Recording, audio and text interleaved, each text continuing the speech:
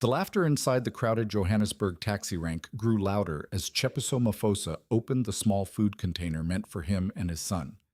Little Lethabo had not eaten since the previous morning, yet his father quietly placed the last spoon of pap and stew into the shaking hands of an old homeless stranger sitting against a concrete wall. "Daddy, aren't you hungry too?" the boy asked weakly. Some people mocked Tshepiso for being foolish. Others stared as if poverty itself had made him insane.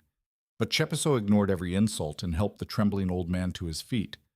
What nobody there understood was that the weak stranger they pitied was Themba Dlamini, one of the most powerful billionaires in South Africa, missing for 3 terrifying days.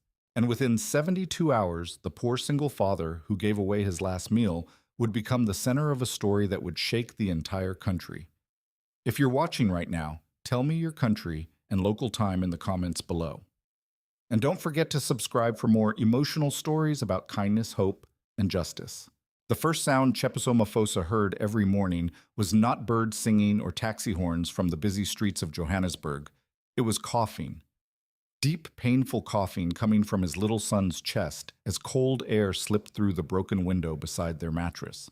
Tshepiso opened his eyes slowly in the darkness of the tiny room they rented in Alexandra Township.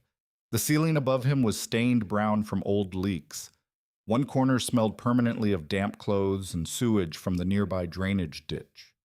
Their entire home was barely large enough for one bed, a cracked plastic chair, and a small stove that only worked when electricity was not cut off. Beside him, 8-year-old Lethabo curled into himself beneath a thin blanket. The boy's stomach growled loudly enough to be heard in the silence. Tshepiso looked away for a moment because hearing it always made him feel like a failure. "Morning," Papa Lethabo whispered weakly, pretending to smile. Tshepiso forced warmth into his voice. "Morning, champion." The little boy sat up slowly. His school uniform hung from a nail on the wall, already faded from years of washing. The shoes beneath it had holes near the toes. Tshepiso had repaired them 3 separate times with glue and pieces of old rubber tires.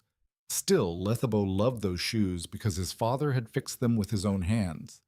"Did you sleep well?" Tshepiso asked.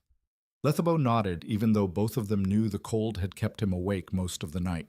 Tshepiso stood quietly and reached into a small tin container hidden beneath the bed. Inside were a few coins, not enough for rent, not enough for electricity, barely enough for bread. He counted them twice anyway, hoping somehow the number would change. It never did. Outside Alexandra Township was already alive. Women sold fruit beside dusty roads. Children in oversized uniforms ran between crowded shacks. Taxi drivers shouted destinations over one another while music blasted from cheap speakers somewhere down the street. Life continued even when people were suffering. That was one lesson poverty taught quickly. Tshepiso boiled water on the stove and tore a single piece of stale bread into 2 parts. He gave the larger piece to Lethabo. "You eat too, Papa," the boy said immediately. "I already ate earlier." Tshepiso lied smoothly. Lethabo looked at him for several seconds. He was old enough to know when adults lied about hunger, but he also understood something else arguing would only make his father sad. So he ate silently. Tshepiso watched him carefully, while memories rose like ghosts inside his mind. There had been a time when mornings felt different, before Naledi died, before hospitals became places he hated, before his son learned what real hunger looked like. Naledi Maphosa had been the kind of woman who filled tiny rooms with warmth. Even during the hardest days, she laughed easily. She used to sing while washing clothes outside their shack, and neighbors often stopped just to listen. Tshepiso still remembered the first time he saw her at a church gathering years earlier. She had smiled at him like he mattered, like he was not invisible. For a poor man, that kind of love changed everything. When Lethabo was born, Naledi cried while holding him against her chest. She kept whispering, "He'll have a better life than us. He will." But life became cruel long before they were ready. 2 years earlier, Naledi became sick. At first it was only exhaustion, then pain, then blood in her coughing. Tshepiso took her to a private hospital in Sandton because public clinics were overcrowded and painfully slow. Doctors examined her quickly, wrote numbers onto papers, and demanded payment before treatment could continue. The amount was impossible. Tshepiso begged. He sold tools. He borrowed money. He worked double shifts carrying cement at construction sites until his hands bled through cheap gloves. Still, it was not enough. One rainy night, Naledi sat beside him in the hospital corridor while rich families walked past in expensive clothes without even looking at them. "I'm tired, Tshepiso," she whispered softly. He grabbed her hands immediately. "Don't say that." But deep down, fear had already entered him. 3 days later, Naledi died waiting for treatment they could not afford. Since that day, Tshepiso carried guilt like a stone inside his chest. No matter how hard he worked, he always felt he had failed her. Papa Lethabo's voice pulled him back to the present. "You're thinking about Mama again." Tshepiso looked at the boy and managed a weak smile. "Every day." Lethabo lowered his eyes. "Do you think she can still see us?" The question nearly broke him. Tshepiso knelt beside his son carefully. "Yes," he said quietly. "And she would want us to keep going."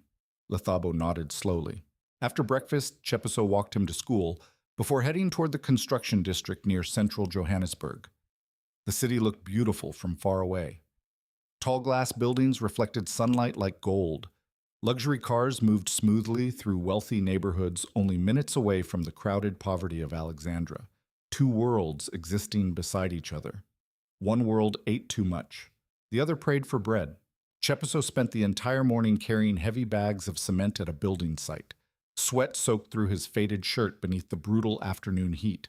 By lunchtime, his back burned with pain, but he kept working because stopping meant no money. And no money meant no survival. Near sunset, the supervisor finally approached him. "Mandla Holdings is cutting workers," the man said carelessly while checking paperwork. "Don't come tomorrow." Tshepiso froze. "What? We only keep permanent workers now. But you promised—" "Not my decision." The supervisor walked away before Tshepiso could speak again. Just like that, another job disappeared. No apology, no warning, no mercy.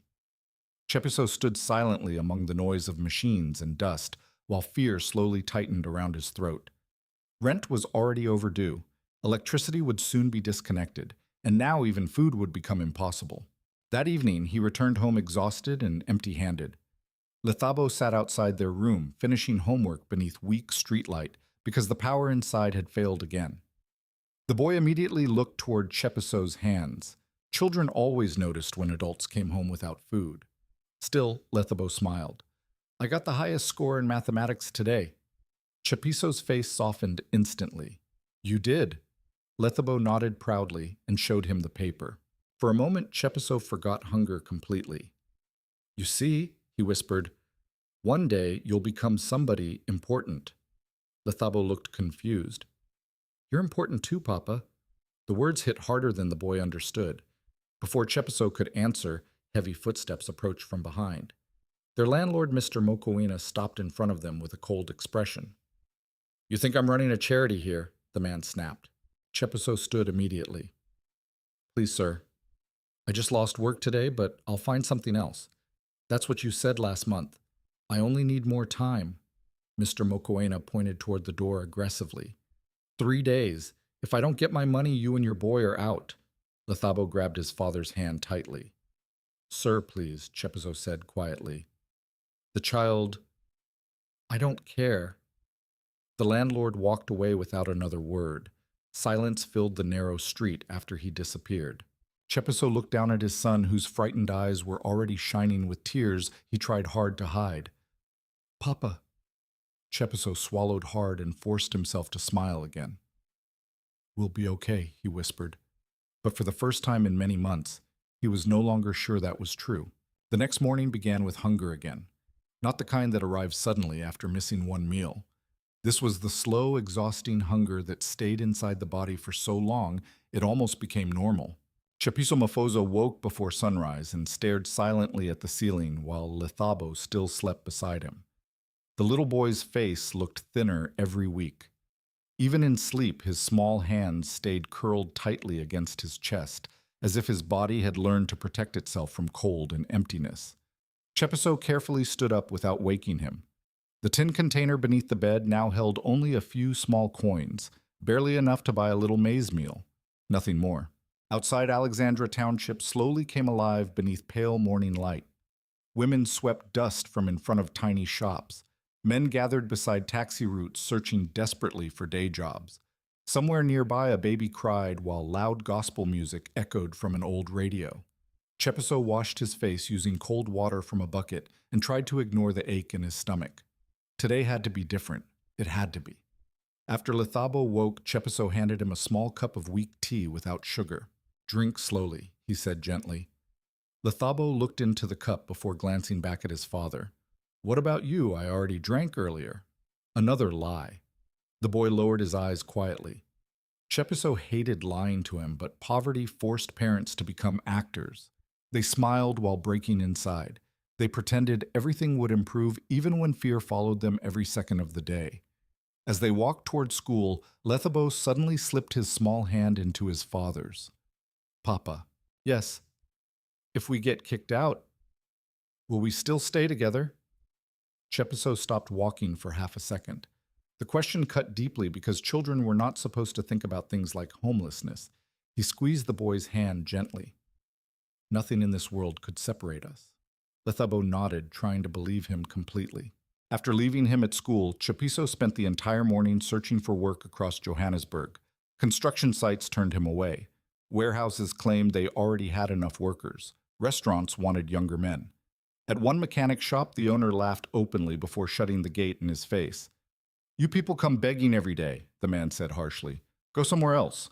By afternoon, Tshepiso's legs burned from walking. Heat rose from the crowded streets, while taxi horns blasted endlessly around him.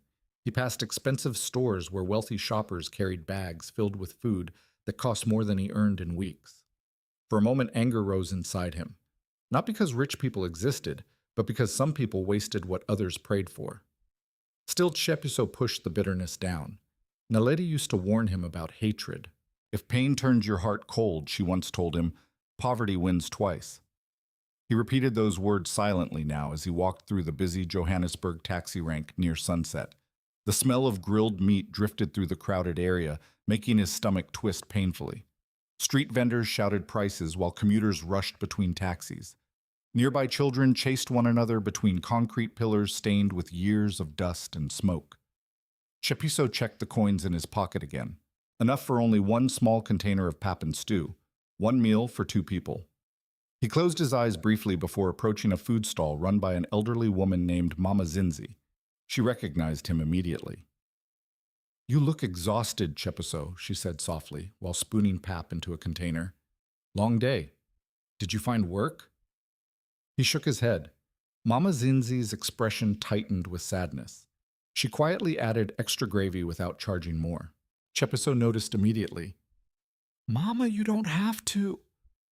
"Hush," she interrupted. "A child needs to eat." Emotion caught unexpectedly in his throat. "Thank you." He turned to leave when movement near the far concrete wall caught his attention. An old man sat slumped against the ground beside an overflowing trash bin. His clothes were dirty and torn, but something about him seemed unusual. Even beneath dirt and exhaustion, there was dignity in the way he carried himself. Or perhaps there had been once. Now his hands trembled violently. His breathing looked shallow. People passed him without slowing down. A few glanced briefly before looking away again. One businessman stepped around him carefully, as if avoiding garbage. Tshepiso stared for several seconds. The old man looked weak enough to die. He tried forcing himself to continue walking. Lethabo was waiting at home hungry. The landlord's deadline was getting closer. And this food was all they had. But then the old man suddenly coughed hard and collapsed sideways against the wall. Nobody moved. Not one person. A young couple nearby laughed while checking something on a phone. Taxi drivers continued shouting destinations. Life flowed around suffering without stopping for it. Tshepiso felt something painful tighten inside his chest. He remembered Naledi lying helpless in that hospital corridor while strangers ignored her tears. He remembered begging people for help. He remembered how invisible suffering became when the poor experienced it. Slowly he walked toward the old man. "Baba," he said softly, "can you hear me?" The man opened his eyes weakly. They were bloodshot with exhaustion. "Haven't eaten," he whispered painfully. Tshepiso looked down at the warm food container in his hands. Inside his mind, 2 voices immediately began fighting. Lethabo is hungry, but this man may die. Your son comes first. What if somebody helped Naledi that night? Tshepiso closed his eyes briefly. Then, without another word, he sat beside the stranger and opened the container. The smell of pap and beef stew filled the air. The old man stared at it in disbelief. No, your family needs it. Tshepiso handed him the spoon gently. Eat. The man's hands shook so badly he could barely hold it. Nearby, several people began staring openly now. One taxi driver laughed loudly. Look at this fool, he shouted.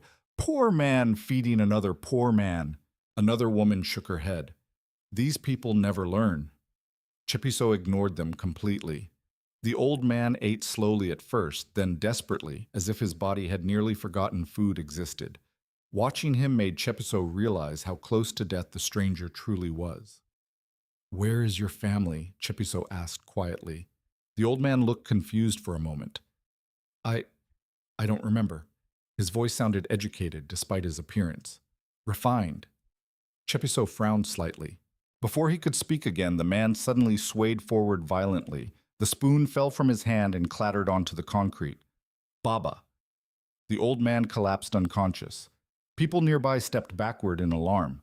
Don't touch him, someone warned quickly. He could be sick. Tshepiso knelt immediately beside the man and checked his breathing. Weak, too weak. Fear rose sharply inside him. He looked toward the crowded street, desperate for help. Nobody moved. Not one person. At that exact moment, Tshepiso understood something terrifying.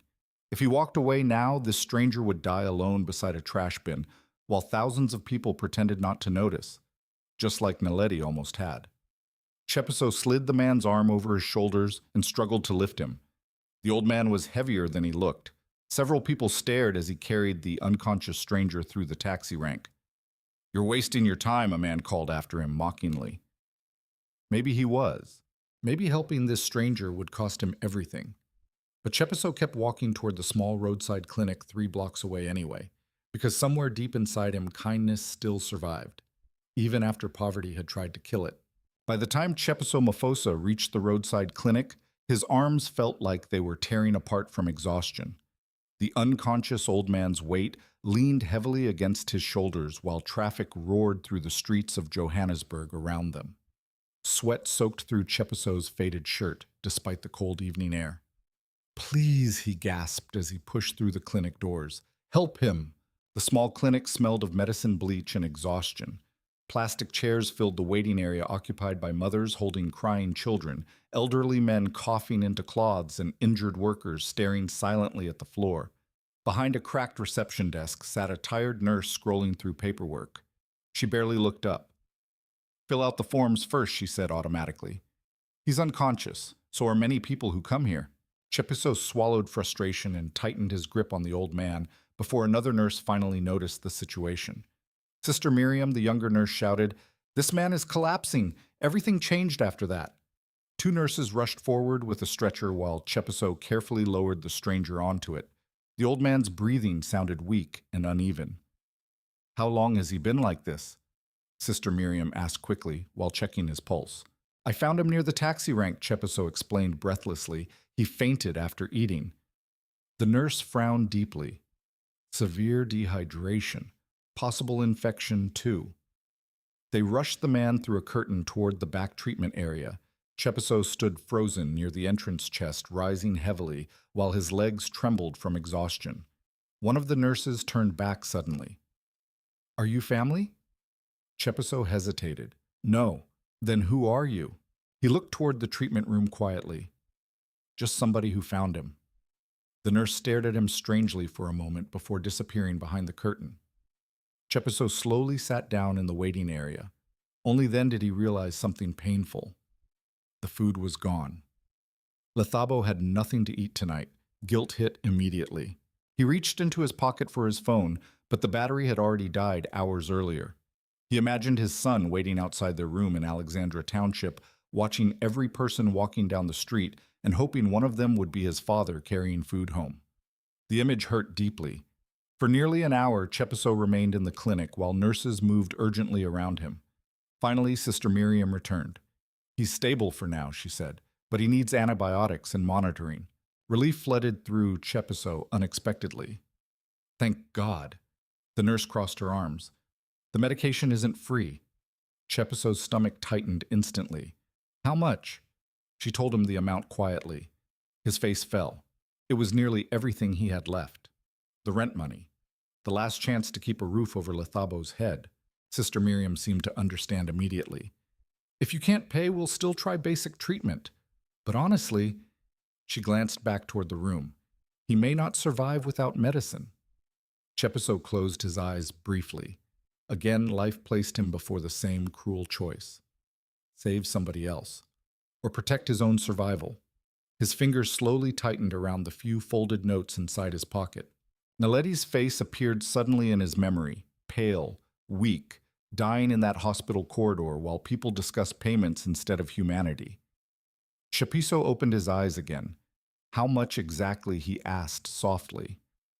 Minutes later, he handed over nearly all the money he had left in the world. The nurse looked surprised. You're sure? No. He was not sure at all, but he nodded anyway. As the medication was prepared, Tshepiso finally left the clinic and began the long walk home through darkening streets. Taxi lights flashed around him while music echoed from crowded taverns nearby.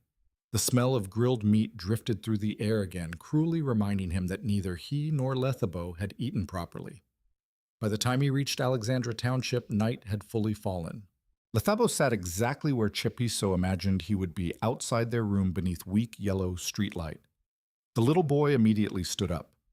Papa Tshepiso forced himself to smile despite exhaustion. Sorry I'm late. Lethabo looked behind him hopefully. Then his face slowly changed. No food today. The question shattered something inside Tshepiso because the boy asked it so gently, without anger, without complaint, as if hunger had become something ordinary. Tshepiso crouched beside him carefully. I had to help someone. Lethabo listened quietly while Tshepiso explained about the old man near the taxi rank. When he finished, the boy looked thoughtful instead of upset. Was he alone? Yes. Like Mama was in the hospital. Tshepiso looked away immediately. Yes, he whispered. Lethabo nodded slowly. Then you did the right thing. For several seconds, Tshepiso could not speak. Children raised in suffering often became wiser too early. That night they shared only water before sleeping. But long after Lethabo drifted off, Tshepiso remained awake, staring into darkness. The landlord's deadline was now closer than ever, and for the first time since Naledi died, real fear entered him completely. The next morning, Tshepiso returned to the clinic before searching for work again. The old man was awake now. Weak sunlight entered through dusty windows while machines beeped softly around the small room. Tshepiso stopped near the bed uncertainly. The stranger slowly turned his head toward him. His eyes looked clearer now, though confusion still filled them. You're the man from yesterday, he whispered. Tshepiso nodded. How are you feeling alive because of you?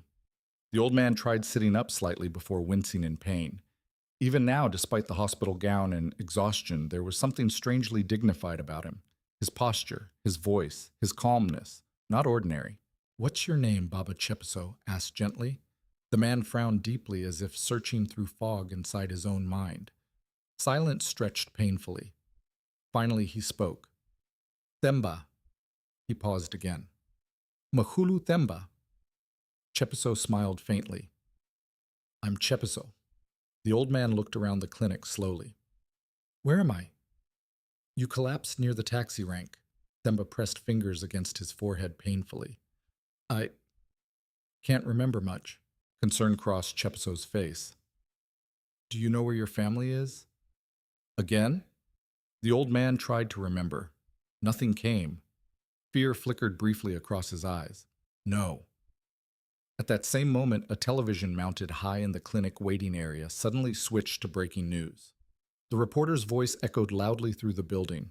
South African authorities continue searching for billionaire businessman Themba Dlamini, who mysteriously disappeared 3 days ago after leaving Dlamini Global Holdings headquarters in Sandton.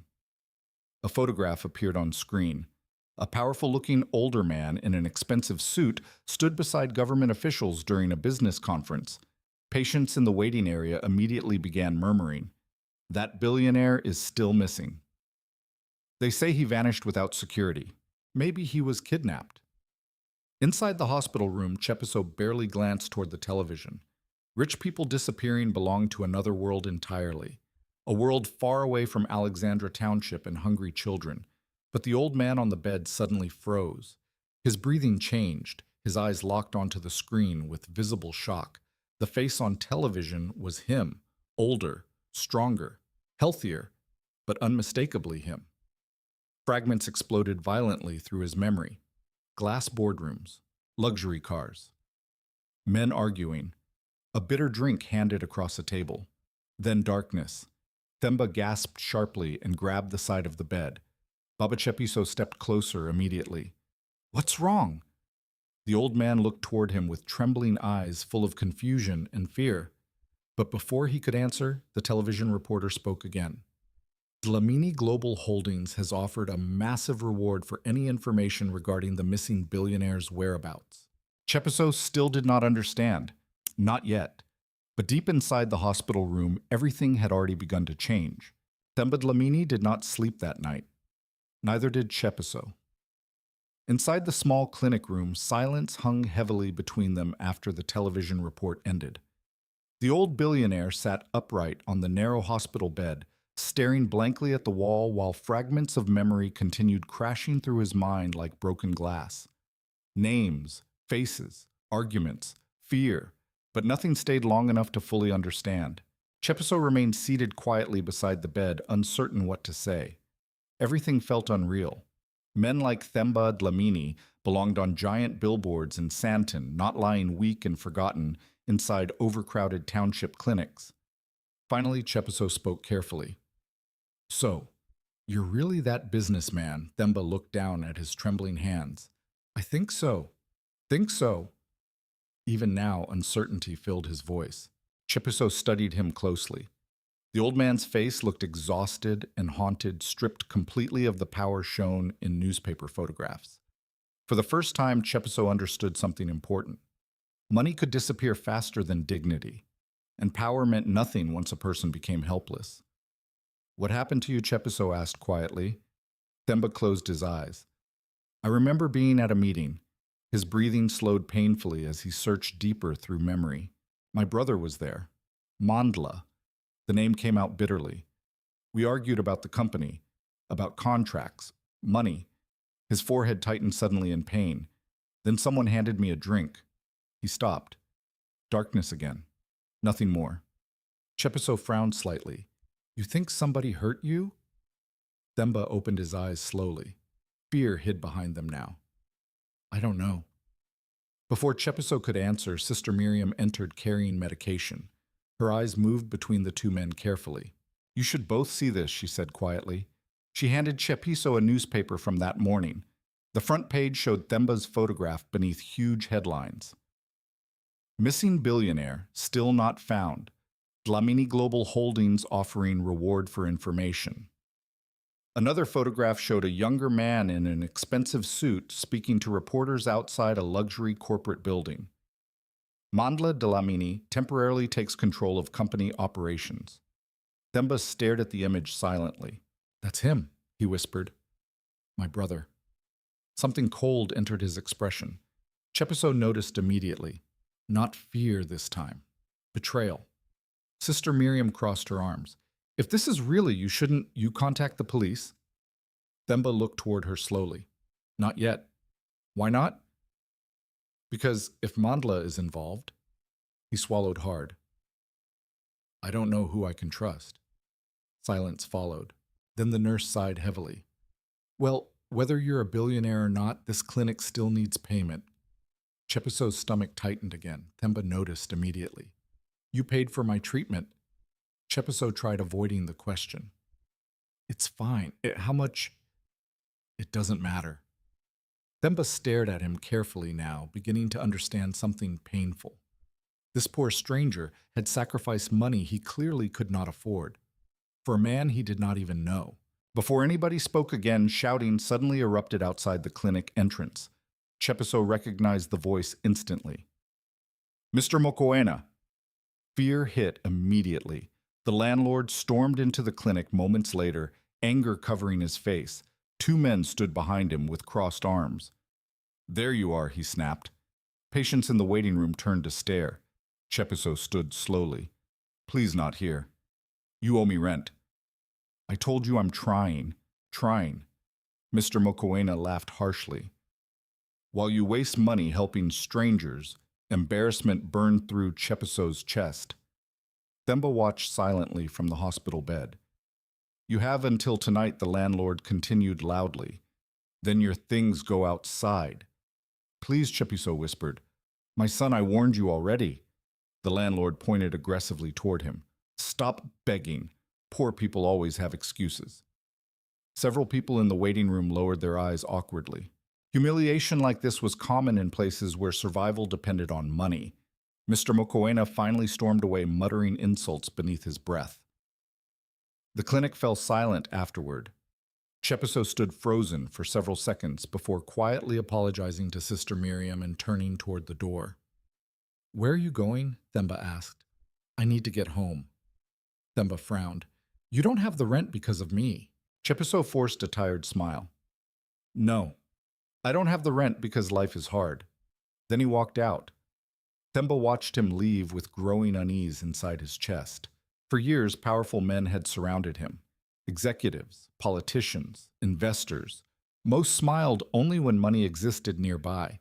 Yet the poorest man he had met in years had shown him more humanity in 2 days than wealthy people often showed in a lifetime. Hours later, Tshepiso reached Alexandra Township carrying fear heavier than exhaustion. He already knew what waited for him. Still seeing it hurt deeply. Their belongings lay scattered outside the shack beneath the fading evening light. Blankets, clothes, schoolbooks, pots, everything they owned. Lethabo sat beside the pile, silently hugging his knees. The moment he saw his father, he stood up quickly, trying not to cry. Tshepiso's heart shattered instantly. "Papa." Mr. Mokoena appeared near the doorway with folded arms. "I'm done waiting." "You threw out a child," Tshepiso asked quietly. The landlord shrugged coldly. "Not my problem." Anger flashed briefly across Tshepiso's face. For one dangerous second he wanted to hit him, but poverty punished poor men harshly when they lost control. So he stayed silent. Mr. Mokoena smirked before walking away. Darkness slowly settled across the township while neighbors pretended not to stare. Some looked sympathetic. Others relieved it was not happening to them instead. Lethabo picked up his school bag quietly. "Where will we sleep?" Tshepiso looked around helplessly. He had no answer. Eventually he carried their few belongings toward the crowded market district nearby. Many homeless people slept beneath the metal coverings there at night. It was noisy and cold, but at least it stayed dry. As they walked, Lethabo stumbled slightly from exhaustion. "Are you okay?" Tshepiso asked quickly. The boy nodded too fast. But minutes later he began coughing badly again. Fear rose immediately inside Tshepiso. He touched the child's forehead. Hot. Too hot. "Papa, I'm okay," Lethabo whispered weakly. Tshepiso forced calm into his voice, despite panic growing inside him. "We'll rest soon."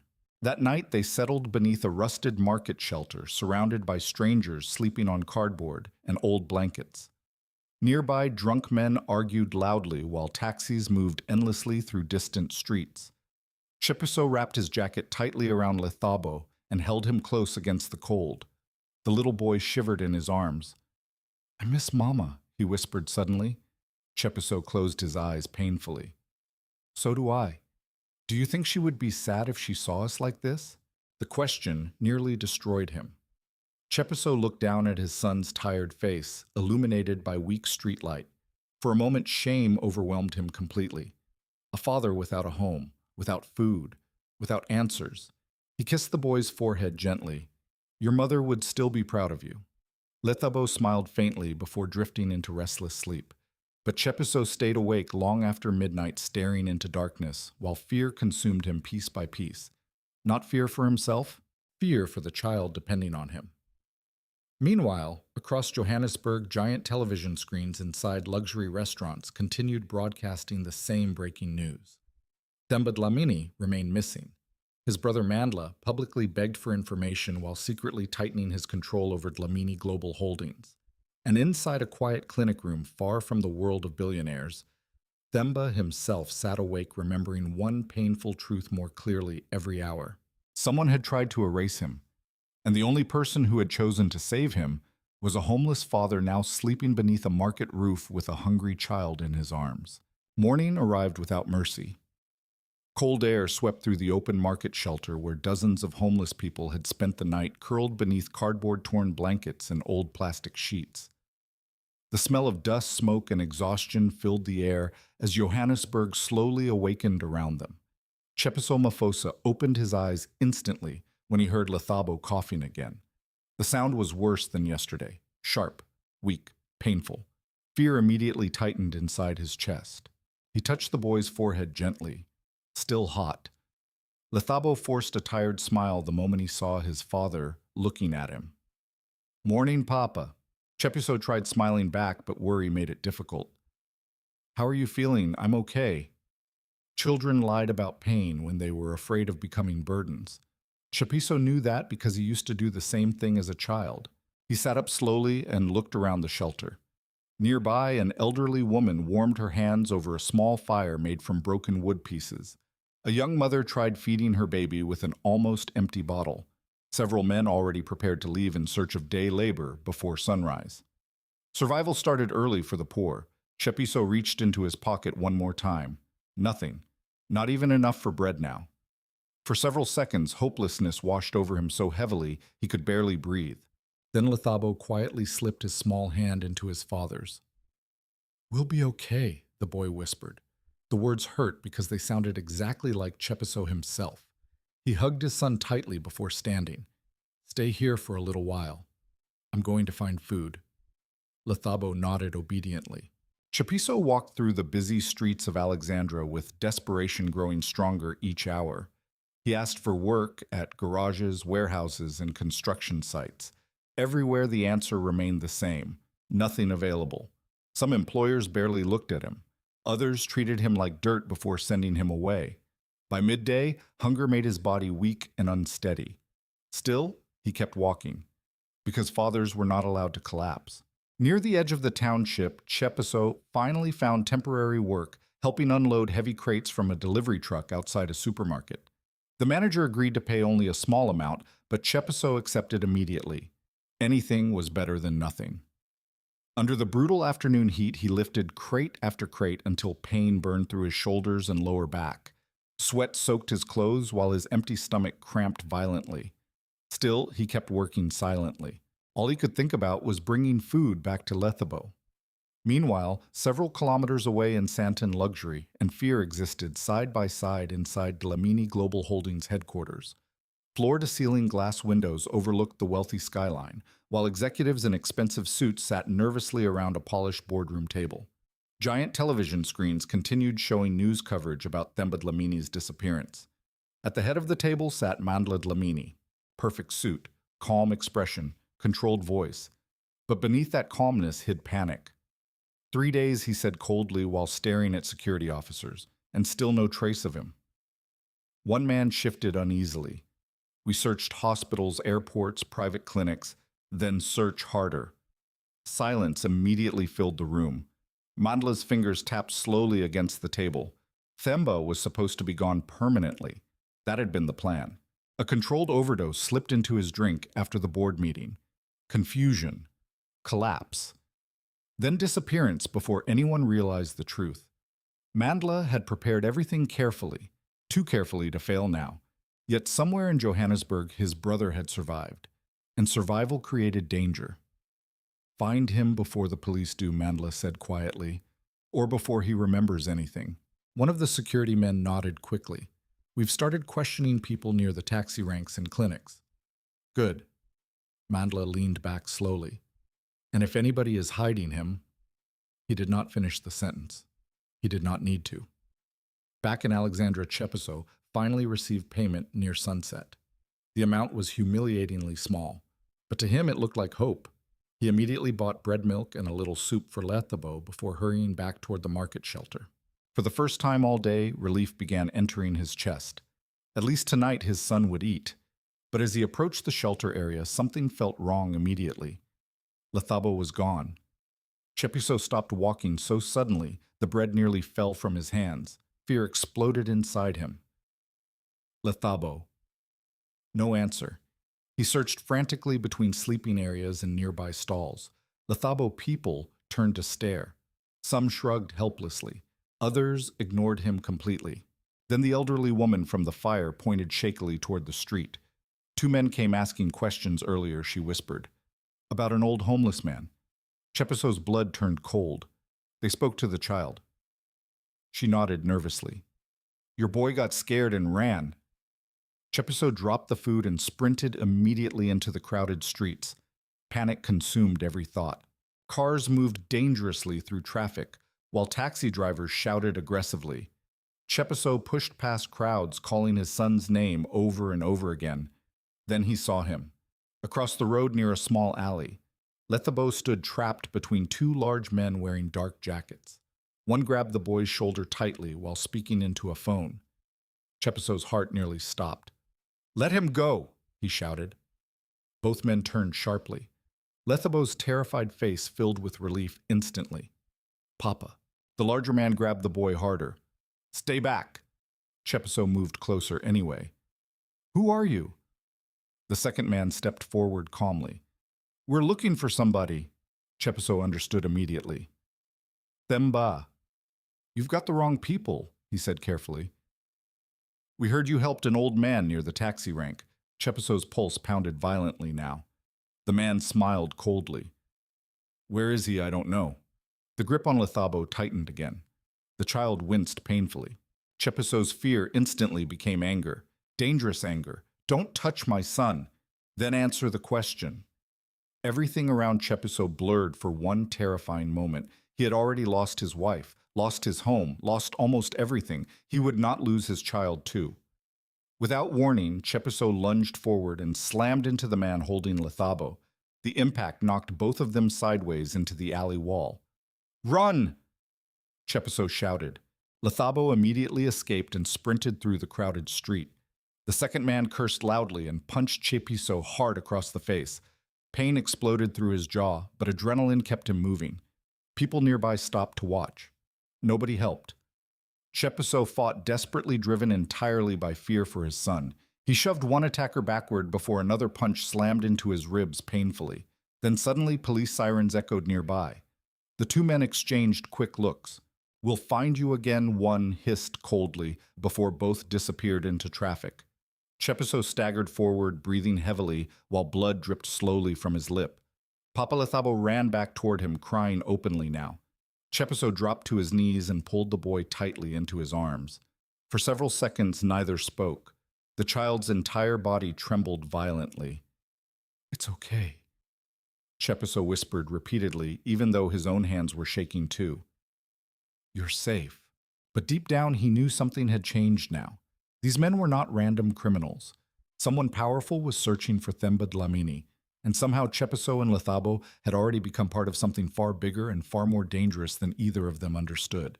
That night, Tshepiso barely slept. Every sound in the market shelter made him tense instantly. Footsteps, voices, taxi engines in the distance. Even the rustling of plastic sheets in the cold wind sounded dangerous now. Lethabo slept curled tightly against his side, exhausted after crying himself to sleep. One small hand still clung weakly to Tshepiso's shirt, as if afraid his father might disappear too. Tshepiso stared into darkness, while fear and confusion battled inside him. Who were those men? How powerful were they? And why would anyone hunt an old homeless man so desperately? By sunrise, he already knew one thing clearly. Themba Dlamini was no longer safe at the clinic. The moment the city fully awakened, Tshepiso took Lethabo and hurried back toward the small building near the taxi rank. His ribs still ached from the beating the night before, but adrenaline pushed him forward. Inside the clinic, Sister Miriam immediately noticed the bruises on his face. What happened to you? She asked sharply. Some men were looking for Themba. Her expression changed instantly. What? They grabbed my son. The nurse's face hardened with alarm. She quickly glanced toward the hospital room. You need to tell him immediately. Tshepiso entered the room quietly. Themba sat beside the window wearing borrowed clothes from the clinic.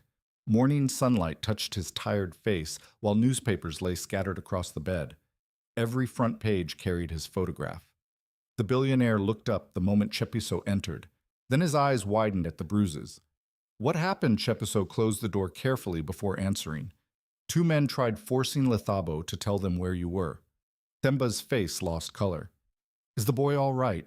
Yes, but they'll come back. Silence filled the room heavily. For several moments, Themba simply stared at the floor while guilt slowly spread across his face. This is because of me, he whispered. Tshepiso did not answer immediately. Because the truth was, it was. Themba finally looked up again. You should leave. Take your son somewhere far away from me. Tshepiso laughed bitterly under his breath. With what money? Themba flinched slightly. The words carried no cruelty, but shame still hit him hard. For most of his life, he had never worried about food, shelter, or survival. Problems disappeared with phone calls and signatures. Yet this man standing before him fought daily battles simply to keep a child alive. And still, Tshepiso had chosen compassion over safety. Themba slowly rubbed his forehead. I'm starting to remember more. Tshepiso moved closer carefully. What kind of things? The old billionaire's eyes darkened. A board meeting 3 nights ago. His breathing became uneven again as memory returned in painful fragments. Mandla wanted control over a new international shipping contract. He swallowed hard. The deal involved politicians, money disappearing through fake companies. Tshepiso frowned. Illegal money. Themba nodded slowly. I refused to sign. Another flash entered his memory suddenly. Loud arguing. Mandla leaning across the table with cold eyes. A glass pushed toward him afterward. Whiskey. Bitter taste. Then dizziness. Then darkness. Themba gripped the side of the bed tightly. My own brother poisoned me. The words hung heavily inside the room. Tshepiso felt chills crawl through him. This was no longer about a missing businessman. It was about murder. Themba looked toward him with haunted eyes. If Mandla knows I survived, he won't stop. Before Tshepiso could respond, the television in the waiting area suddenly grew louder. A live news conference had begun. Mandla Dlamini stood before reporters outside Dlamini Global Holdings headquarters, dressed in black as if mourning already. My brother dedicated his life to this company and this country, he said emotionally. We continue praying for his safe return. Tshepiso watched silently from the doorway while rage slowly filled Themba's expression. The performance looked convincing. Too convincing. One reporter asked Mr. Dlamini police sources say there may be evidence of foul play. Mandla lowered his eyes dramatically. This is not the time for rumors. Then another question came. What happens to the company if your brother is never found? A tiny pause. Barely noticeable. But Themba saw it immediately. My only concern is family. Mandla answered smoothly. Not power. Themba gave a cold laugh under his breath. Liar. At that moment, Sister Miriam entered quickly, carrying a small plastic bag. You can't stay here anymore, she whispered urgently. 2 men already came asking questions this morning. Tshepiso's stomach tightened instantly. Themba looked toward her carefully. Did you tell them anything? Of course not. But fear remained visible in her face. This clinic isn't safe. Tshepiso looked down at Lethabo sitting quietly near the corner of the room. The boy looked exhausted and frightened, trying hard not to interrupt adult conversations he barely understood. Themba followed his gaze slowly. A painful expression crossed his face. Your son shouldn't suffer because of me. Tshepiso crossed his arms tiredly. Then tell me honestly. Themba looked up. Can you protect us? The question hit harder than expected. Because for the first time in his life, Themba Dlamini truly had nothing. No security team, no driver, no assistance, no power, only fear, and 2 strangers who had shown him kindness. Finally, he answered quietly. I don't know. Silence returned again. Then Lethabo unexpectedly stood up and walked closer to the bed. Themba looked surprised as the boy studied him carefully. Are the bad men trying to hurt you? Lethabo asked softly. Themba hesitated before nodding once. Lethabo looked down thoughtfully for several seconds. Then he said something that made the entire room fall silent.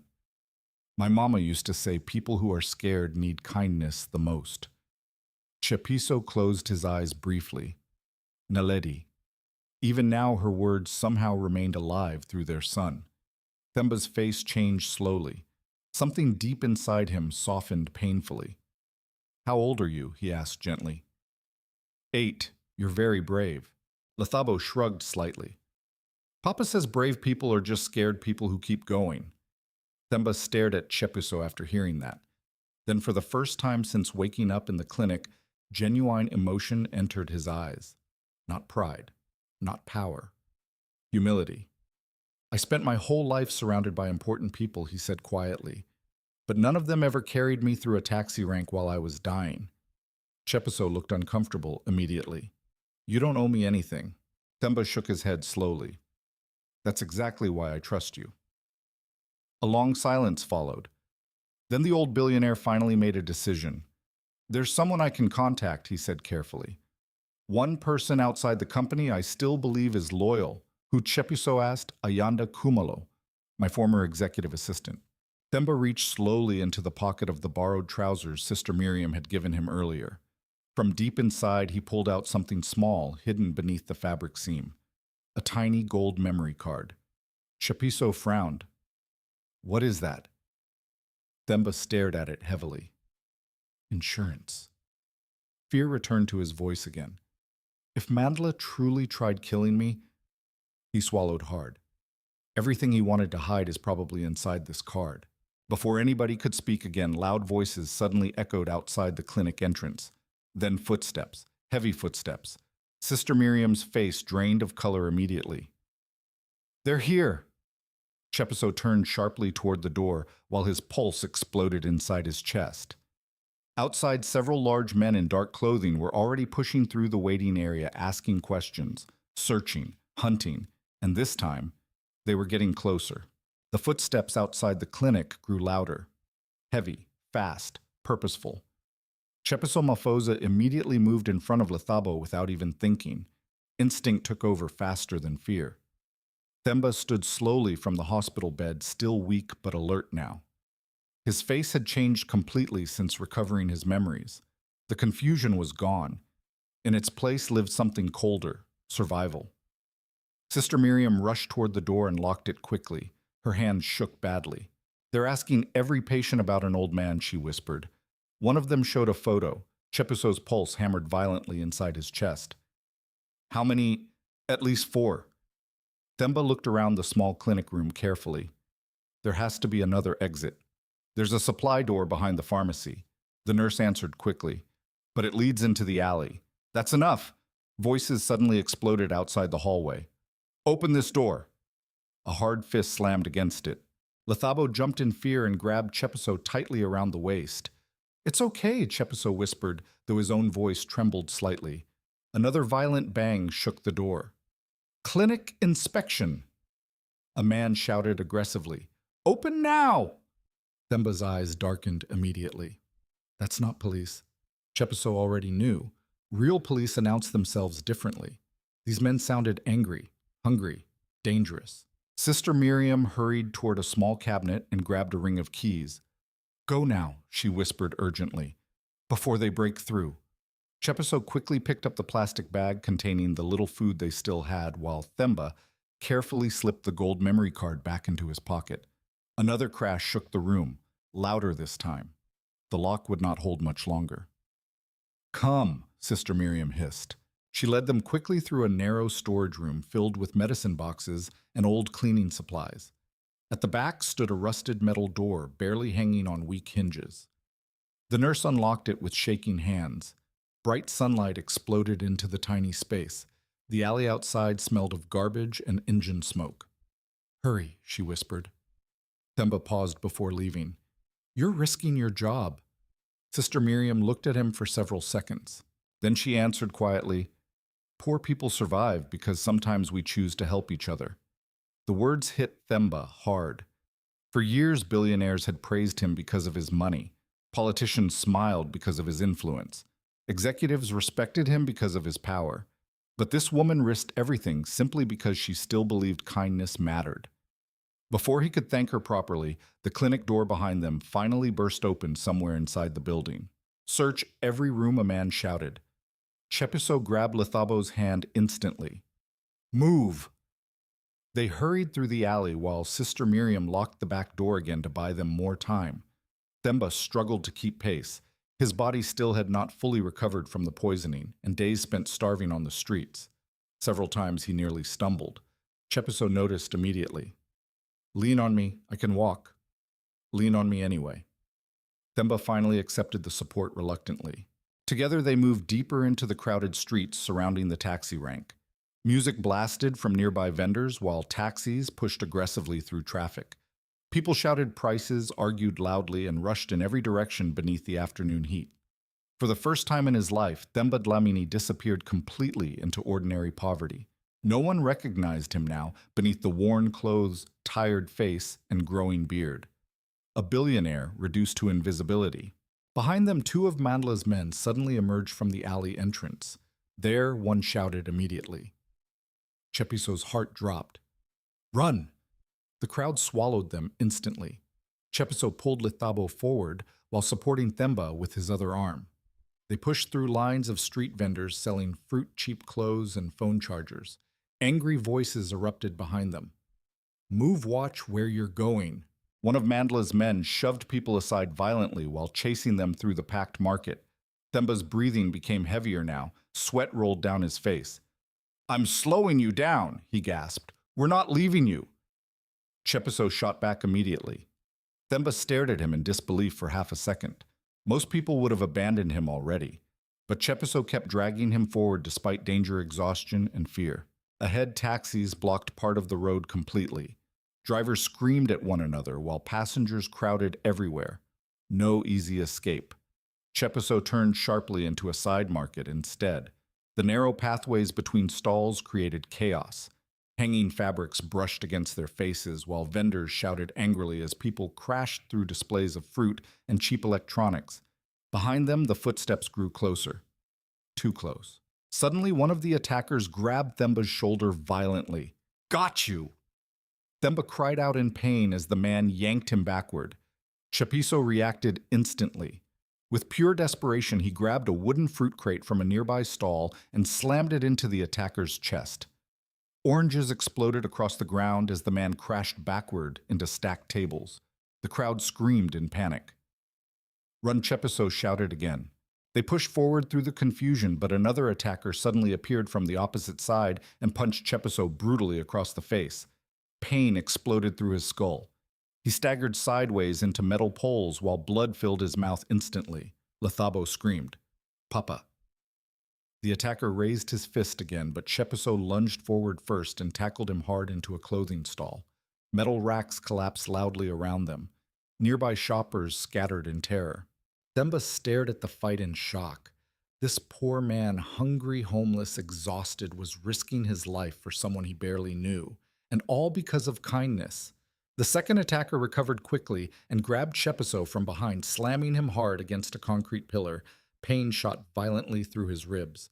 Tshepiso gasped sharply. Then another punch landed across his jaw. Themba moved instinctively despite weakness and struck the man with a metal pole from a fallen stall. Not hard enough to seriously injure him, but enough to create space. "Go!" Themba shouted. Tshepiso grabbed Lethabo again and forced himself forward despite dizziness. Themba followed close behind. Finally, they burst out onto a crowded taxi road where dozens of minibuses prepared to leave Alexandra. An idea hit Tshepiso instantly. That taxi. A driver leaned out shouting destinations. Soweto. Soweto. Tshepiso rushed toward him desperately. "Please open the door." The driver frowned at the chaos behind them. "What's happening? Please." Then the attackers appeared again at the end of the street. The driver's eyes widened immediately. He understood danger without explanations. "Get in!" They climbed into the crowded taxi seconds before the doors slammed shut. "Drive!" Tshepiso shouted breathlessly. The taxi sped violently into traffic just as Mandla's men reached the road.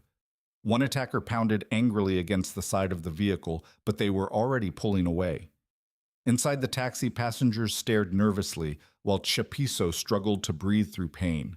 Blood dripped slowly from his split lip onto his shirt. Lethabo climbed into his lap, crying quietly now. "You're hurt." Tshepiso held him tightly despite the pain in his ribs. "I'm okay." But he was not okay. Everything hurt. Across from them, Themba sat silently staring at Tshepiso with growing emotion in his eyes. Finally, he spoke softly. "You could have walked away from this." Tshepiso laughed weakly despite exhaustion. "Maybe. You barely know me." Tshepiso looked out the taxi window at Johannesburg rushing past outside. Then he answered quietly, "I know what it feels like when nobody helps." Themba lowered his eyes immediately. Shame, gratitude, pain, all mixed together inside him now. For years he believed wealth made powerful people important, but sitting inside that crowded taxi beside a bleeding homeless father protecting both him and his son, Themba began realizing something far deeper. Real greatness did not come from money. It came from humanity. As the taxi disappeared deeper into Johannesburg, none of them noticed the black luxury SUV slowly pulling away from the curb behind them. Inside it, one of Mandla's men spoke into a phone coldly. "We found him." A pause. "Yes," the man continued while watching the taxi disappear into traffic. "And the homeless father is still with him." Far away in a luxury office tower, Mandla Dlamini's expression darkened dangerously. Then he gave only one order. "Don't lose them again." The taxi finally stopped nearly an hour later on the outskirts of Johannesburg. By then, night had already swallowed most of the city. Orange streetlights flickered weakly over cracked roads while cold wind swept dust through the nearly empty streets. Tshepiso stepped out slowly, wincing the moment his feet touched the ground. Every part of his body hurt. His ribs throbbed sharply each time he breathed. One eye had started swelling from the beating at the market. Blood still stained the collar of his faded shirt. Beside him, Lethabo looked exhausted enough to collapse. Only Themba remained strangely alert despite his weakness. Fear had fully awakened him now. The old billionaire scanned every passing vehicle carefully before speaking in a low voice. "We need to keep moving." Tshepiso frowned tiredly, to where Themba hesitated briefly. "There's a woman I trust." Your assistant Themba nodded. "Ayanda Kumalo." He looked around uncertainly before continuing. "She has a small property outside the city. Mandla may not know about it." Tshepiso stared at him for several seconds. Trusting wealthy strangers had never benefited poor people in his experience. But right now they had nowhere else to go. And if Mandla's men found them again, things could become far worse. Themba carefully borrowed a phone from the taxi driver before dialing from memory. For several long seconds, nobody answered. Then finally, a woman's voice came through the speaker cautiously. "Hello." Themba's face tightened instantly with emotion. "Ayanda." Silence exploded on the other end. "Mr. Dlamini." "It's me." The woman sounded like she had stopped breathing completely. "Oh my God, I need your help." 20 minutes later, black headlights appeared near the roadside. A silver SUV rolled slowly toward them before stopping beside the curb. A woman stepped out immediately. Ayanda Kumalo looked to be in her early 40s, dressed simply in dark trousers and a long coat. Her face carried the calm sharpness of someone used to handling pressure, but the moment she saw Themba alive, all professionalism disappeared. "Sir," tears filled her eyes instantly. Themba stepped forward weakly and she hugged him tightly without caring who watched. "I thought you were dead," she whispered painfully. Themba closed his eyes briefly. "Someone wanted me dead." Ayanda's expression changed immediately. Fear mixed with anger. Then she noticed Tshepiso and Lethabo standing nearby. "These are the people who saved me," Themba said quietly. Ayanda looked at the bruised father and frightened child carefully. For several seconds, she said nothing. Then she walked directly toward Tshepiso. "Thank you," she whispered sincerely.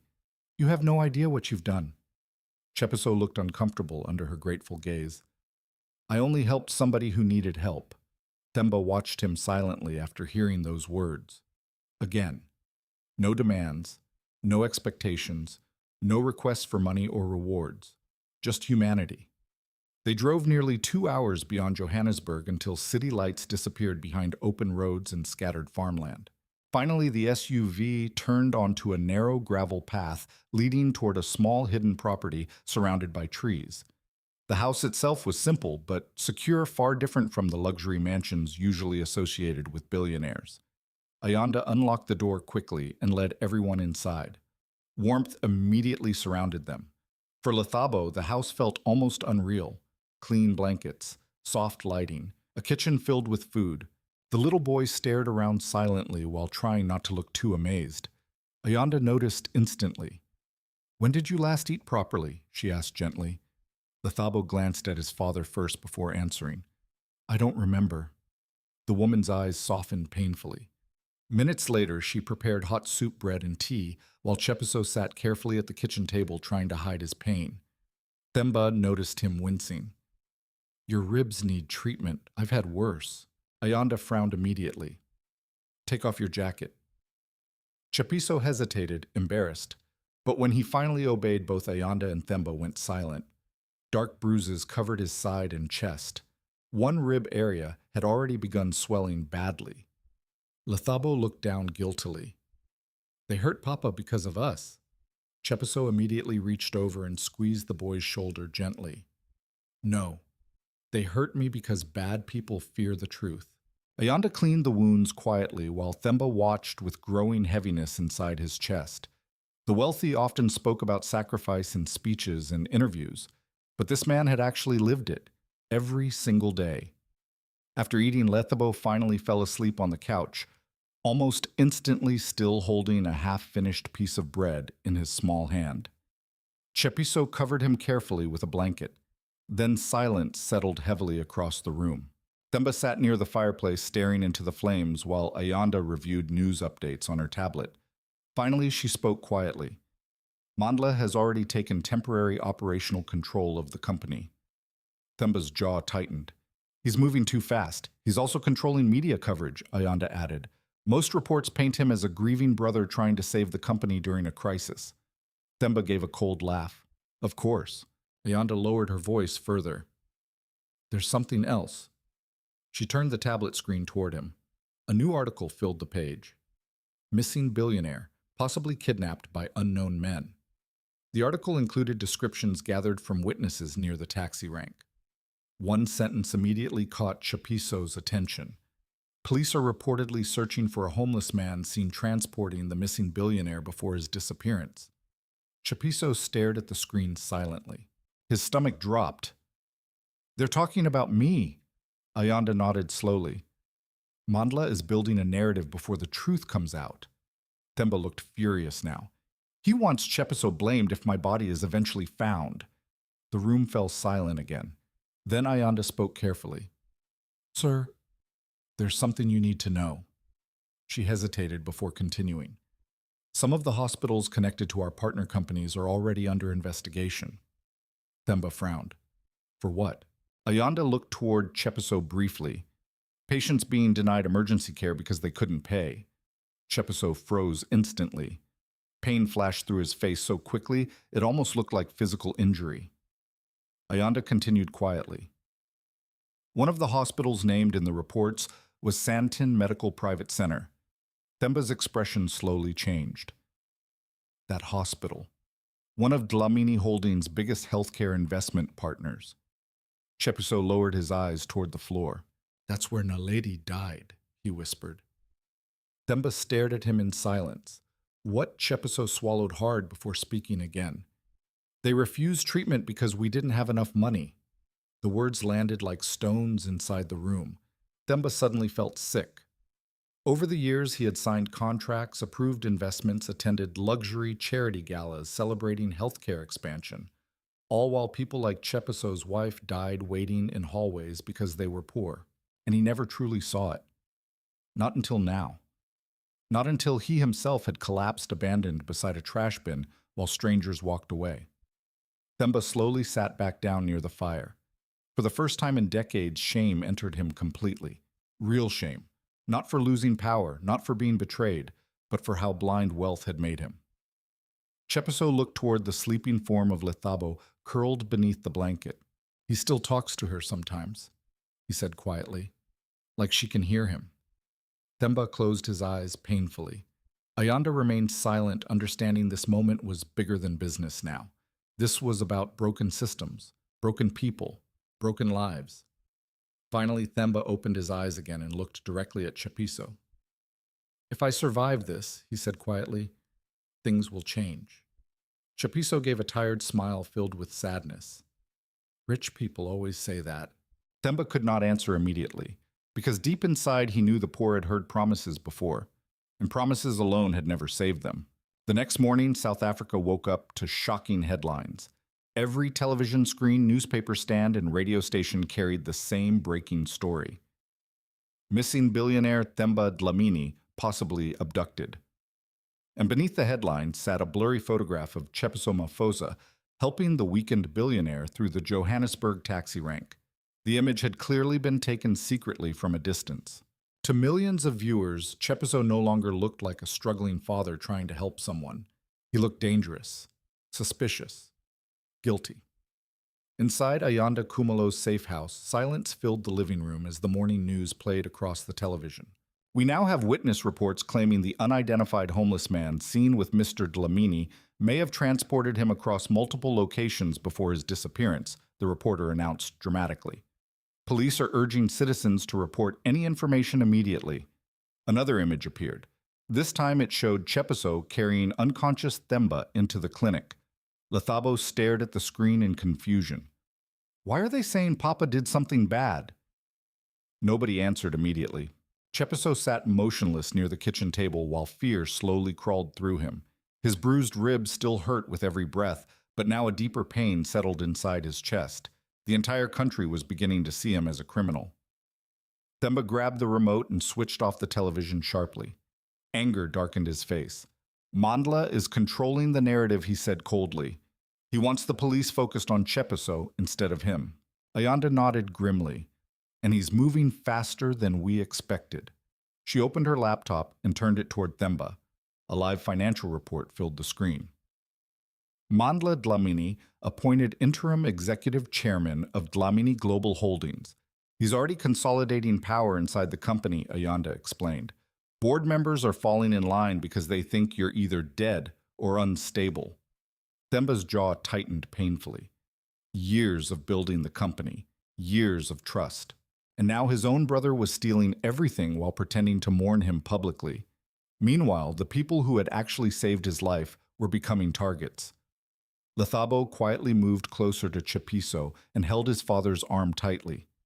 Will the police come here? He whispered. Tshepiso forced himself to smile despite fear twisting inside him. No one's taking me away. But the truth was, he no longer knew if he could protect that promise. By midday, Ayanda left briefly to gather supplies and contact one of Themba's trusted legal advisors. Tshepiso remained inside the house, helping Lethabo with school exercises using old notebooks Ayanda found in storage.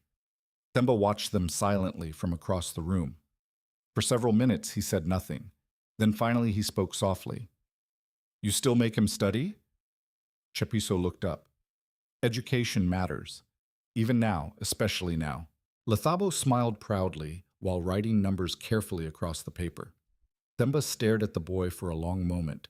He remembered attending elite schools surrounded by privilege and security. Drivers opened doors for him. Tutors helped him pass exams. Success had always seemed natural because nobody allowed him to fail. But children like Lethabo fought for survival before they even had the chance to dream. Themba suddenly understood why Tshepiso terrified him in a strange way. Because despite losing almost everything, he still remained kind, and men like Themba, surrounded by luxury for decades, often lost kindness first. Later that afternoon, Ayanda returned carrying groceries, medicine, and terrible news. The police officially issued a public search notice for Tshepiso, she said quietly the moment she entered. The room froze. What Tshepiso whispered. Ayanda handed him her phone. The official statement appeared clearly on the screen. Person of interest wanted for questioning in connection to the disappearance of Themba Dlamini. Below it sat Tshepiso's photograph. Lethabo immediately burst into tears. Papa didn't do anything. Tshepiso pulled him close instantly, though his own hands shook now. Themba stood abruptly. This has gone too far. He began pacing across the room despite weakness still lingering in his body. If I appear publicly now, no. Ayanda interrupted quickly. Not yet. Themba turned sharply toward her. An innocent man is being hunted because of me. And if you appear without proof, Mandla will destroy you before you can speak. Themba fell silent. Because she was right. Without evidence, Mandla would claim trauma, confusion, memory loss, anything necessary to discredit him publicly. And if that happened, Tshepiso would still remain the easiest target. Frustration filled the room heavily. Then suddenly loud knocking exploded against the front gate outside. Everyone froze instantly. Another knock followed, harder this time. Ayanda moved carefully toward the window and peeked through the curtain. Her face lost color immediately. Police. Lethabo grabbed Tshepiso tightly in panic. Themba's expression darkened. Mandla found us. No, Ayanda whispered quickly. If it were Mandla's men, they wouldn't knock. Outside, a male voice shouted, Police, open the gate. Tshepiso's pulse pounded violently now. He looked toward the back hallway instinctively. Escape routes, windows, distance. But then he looked down at Lethabo. Running forever was impossible. Ayanda turned toward him urgently. Hide upstairs, now. Tshepiso hesitated. If he hid, he would look guilty. If he surrendered, he might never see his son again. The knocking grew more aggressive. Open the gate. Finally, Tshepiso knelt in front of Lethabo. Listen to me carefully, he whispered. No matter what happens, stay brave. The boy's eyes immediately filled with terror. No, Tshepiso hugged him tightly. You remember what Mama used to say? Lethabo shook with tears. Good people survive storms. The child buried his face against his father's chest, crying silently. Themba watched the scene with growing guilt so heavy it almost crushed him.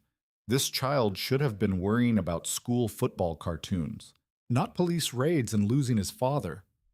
Outside officers were already climbing over the front gate.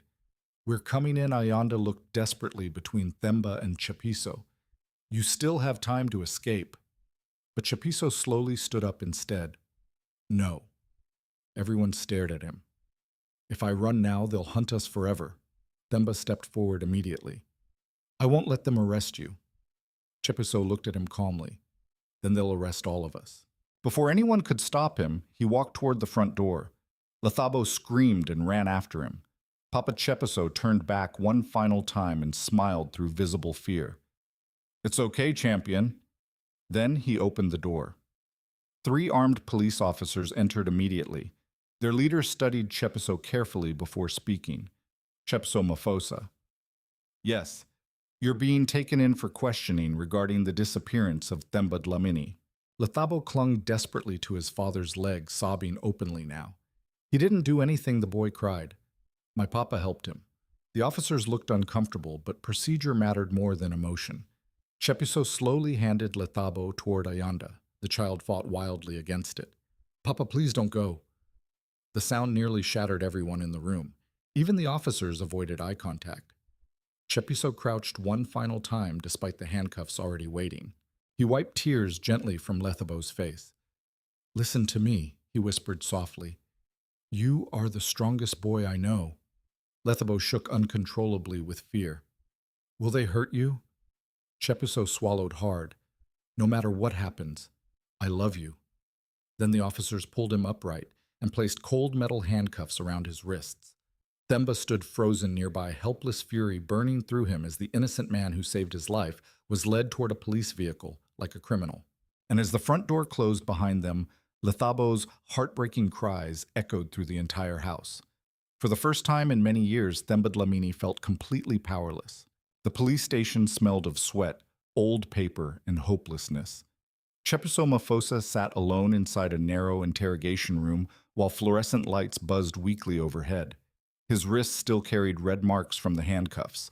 Every breath sent pain through his bruised ribs, but physical pain barely mattered now.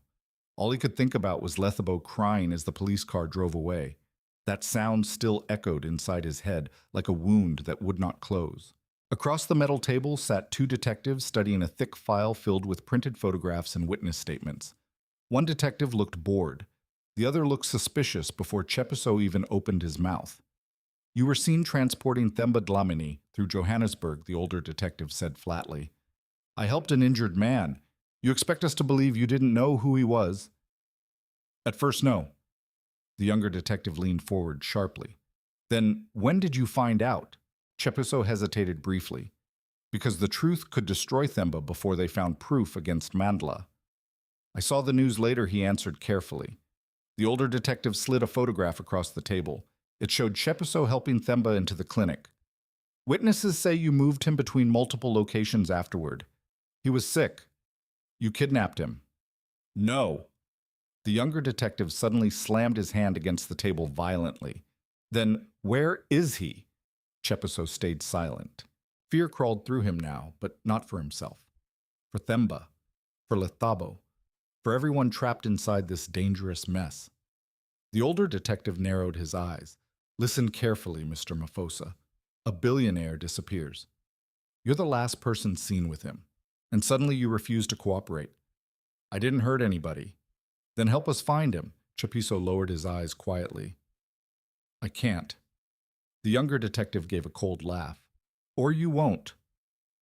Hours passed slowly after that. The same questions repeated again and again, while exhaustion pulled harder at Tshepiso's body. Sometimes the officers left him alone for long periods, hoping isolation would break him. Other times they returned more aggressive than before. Still, Tshepiso refused to reveal where Themba was hiding. Meanwhile, across Johannesburg, fear consumed little Lethabo completely.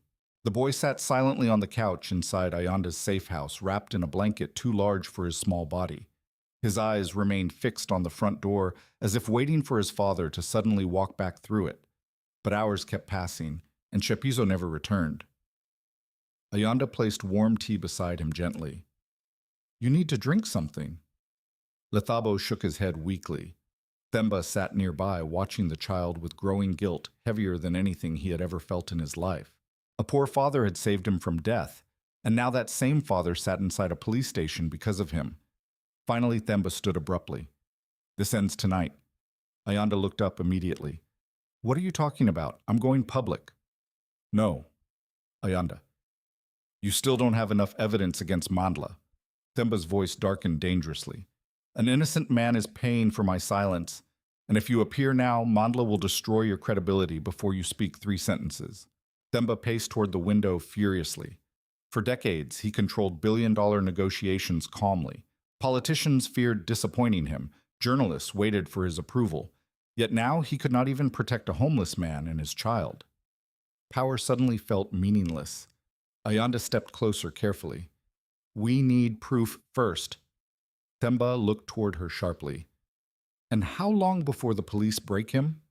Silence followed, because they both understood how poor people were often treated inside the justice system, especially poor black men with no lawyers and no influence. Suddenly, a quiet voice interrupted them. My papa is scared.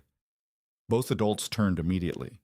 Lethabo sat curled beneath the blanket with tears silently rolling down his face. But he still didn't tell them where you are. Themba felt the words like knives inside his chest. The little boy looked up at him directly now. Why are bad people trying to hurt us if Papa only helped you? Themba opened his mouth to answer. Nothing came out. Because there was no answer simple enough for a child to understand. Only greed, power, corruption.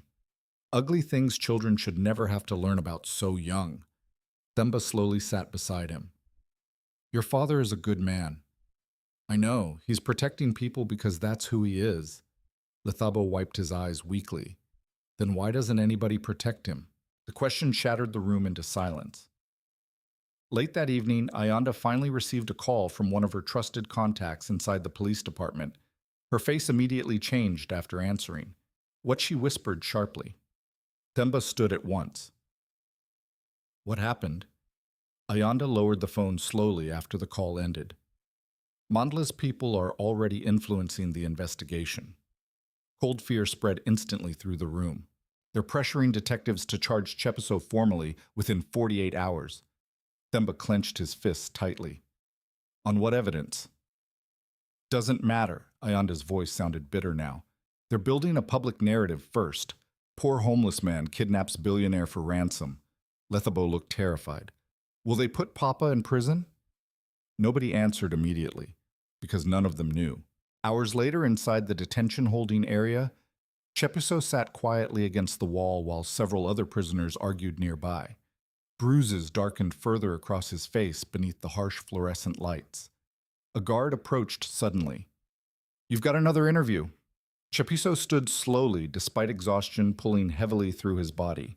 But this time, instead of the interrogation room, the guard led him toward a private office upstairs. Inside waited a man wearing an expensive suit, not police. The stranger smiled coldly once the door closed behind them. My name is Mr. Radabe. Tshepiso said nothing. The man sat casually across from him. You've caused important people a lot of trouble. Fear moved quietly through Tshepiso now. Mandla. This man worked for Mandla. Radabe leaned forward slightly. Tell us where Themba Dlamini is, and your problems disappear. Tshepiso stared at him silently. You get money, a house, protection. Still silence. The man sighed dramatically. Do you know what happens to children when their fathers disappear into prison? Tshepiso's jaw tightened instantly. Radabe noticed. Poor children suffer. Something dangerous flashed briefly inside Tshepiso's eyes. Leave my son out of this. The man smiled faintly. Then cooperate. Tshepiso slowly leaned back in the chair despite the pain in his ribs. For the first time since entering the station, calmness entered his face completely. You people already have money, he said quietly. Why are you still so evil? Radabe's expression hardened immediately. You should think carefully before refusing help. Tshepiso looked directly into his eyes now. I'd rather die poor than become like you. Silence exploded between them. Radabe stood slowly, anger flickering beneath controlled professionalism. You think kindness will save you, Tshepiso answered softly. No. He thought briefly about Naledi, about Lethabo, about carrying a dying stranger through crowded streets, while everyone else walked away. Then he finished quietly. But I think it matters anyway. Radabe stared at him for several long seconds before leaving the office without another word. Back at the safe house, night settled heavily over everyone again. Lethabo finally drifted into restless sleep near the fireplace, still clutching his father's old jacket tightly against his chest. Themba watched the child silently from across the room. Then slowly, he reached into his pocket and removed the tiny gold memory card again. This small object contained secrets powerful enough to destroy Mandla, but accessing those secrets safely would require something far more dangerous now. Themba looked toward Ayanda carefully. I'm done hiding. Ayanda's face tightened immediately, but this time she could already see something had changed completely inside him. The billionaire who once trusted money and influence to solve problems was disappearing, and in his place stood a man finally learning what real courage looked like. By sunrise, South Africa exploded into chaos. Every television station interrupted normal programming with the same unbelievable headline flashing across screens nationwide. Themba Dlamini is alive. The footage looked shaky and rushed, filmed outside a small legal office in Pretoria only minutes earlier. Reporters screamed questions while cameras pushed violently through crowds of journalists and security officers. Then Themba Dlamini himself stepped into view. Alive. Thin, bruised, exhausted, but alive. Inside police stations, restaurants, taxis, shopping malls, and township homes, people stopped everything to stare at their screens in disbelief. At Dlamini Global Holdings headquarters, panic spread instantly through executive offices. And inside his detention cell, Tshepiso Maphosa slowly lifted his head toward the mounted television as the room around him fell silent. Themba stood before microphones wearing a dark coat Ayanda had borrowed for him. His face looked older now somehow, weaker, but his eyes held something sharp and determined. I was attacked, he announced calmly, and certain individuals inside my own company attempted to silence me permanently. Reporters exploded into shouting immediately. Are you accusing Mandla Dlamini, who kidnapped you? Why were you missing? Themba raised his hand slowly. There is also an innocent man currently being investigated because he chose to save my life. Tshepiso's chest tightened instantly. The billionaire continued speaking directly into the cameras now. Tshepiso Maphosa is not a criminal. He carried me through the streets when everyone else ignored me. He fed me when he and his child were starving themselves. Silence spread across the detention room. Even the guards stared at the screen now. Themba's voice grew heavier with emotion. That man showed me more humanity than many powerful people I have known my entire life. Tshepiso lowered his eyes immediately. For the first time in days, hope entered him carefully. But far away inside Mandla Dlamini's luxury office, rage exploded violently. He hurled a glass across the room so hard it shattered against the wall. "How is he alive?" he shouted. Executives nearby stood frozen in terror. One security advisor swallowed nervously. "We don't know how he escaped." Mandla paced furiously now, sweat visible across his forehead despite the cold office air. Everything had been perfect. The poisoning, the disappearance, the controlled media narrative. And now Themba had destroyed all of it simply by surviving. "Get the legal team," Mandla snapped. "Now." Meanwhile, outside the legal office in Pretoria, reporters continued surrounding Themba aggressively while Ayanda tried forcing security barriers between them. "Mr. Dlamini," one journalist shouted, "do you have proof someone inside your company attacked you?" Themba paused briefly. "Not yet." That answer spread across national television immediately, and it gave Mandla exactly what he needed. Within hours, Mandla's lawyers launched a massive public counterattack. New interviews appeared across television and online media. Carefully selected doctors suddenly questioned Themba's mental state after trauma and poisoning. Anonymous company sources claimed the billionaire might be suffering memory instability. One headline spread especially fast: "Is Themba Dlamini confused or being manipulated?" Ayanda watched the coverage with growing frustration inside a hotel room where they temporarily hid after the press conference. "He's trying to make you look unstable," she said bitterly. Themba sat near the window, silently watching Johannesburg traffic far below. "He's buying time." Ayanda nodded grimly. "And without hard evidence, the board may believe him." Themba slowly removed the gold memory card from his pocket again. "This card contains transaction records, and probably enough corruption to destroy half the company," Ayanda added quietly. But there was still one problem. Accessing the files required passwords connected to Dlamini Global's secure financial servers, and Mandla likely already knew that. Back at the police station, Tshepiso was finally released late that afternoon after public pressure exploded online. Videos of Themba defending him had already spread across social media nationwide. Poor communities especially reacted strongly. People recognized the truth instantly. A hungry father had helped someone dying in the street while everyone else ignored him. That mattered to ordinary people. But freedom did not feel as joyful as Tshepiso expected, because Lethabo was gone. When Ayanda arrived to pick him up outside the station, her face immediately told him something was wrong. "Where's my son?" he asked instantly. Ayanda hesitated. Fear crashed through him immediately. "Where's Lethabo?" "The social services department came this morning." Tshepiso stared at her blankly. "What? They saw the media reports, the homelessness, the arrest." "No. No. They said the environment wasn't safe for a child right now." Tshepiso's breathing became uneven instantly. "Where is he?" Ayanda swallowed hard. Temporary child protective housing in Johannesburg. Tshepiso stepped backward like he had been punched again. "They took him." His voice sounded broken. Ayanda reached toward him carefully, but he pulled away immediately. "They took my son." Nearby pedestrians turned to stare as panic exploded visibly through him. "He was crying for you," Ayanda whispered painfully. "But legally." "Legally." Tshepiso shouted suddenly. "Where was the law when my wife died because we were poor?" Pain and rage poured out uncontrollably now. Where was the law when we slept in the street? People nearby slowed down, watching him openly now. Tshepiso pressed shaking hands against his face, trying desperately not to collapse. Lethabo was all he had left in the world, and now even that was being taken away. Inside the Child Services Center across the city, Little Lethabo sat alone on a narrow bed, clutching his father's old jacket against his chest. The room was clean, safe, warm, but none of that mattered, because children did not measure safety the same way adults did. To Lethabo, safety meant hearing his father's voice nearby while falling asleep. Nothing else. A social worker entered, gently carrying food. "You should eat something." Lethabo shook his head silently.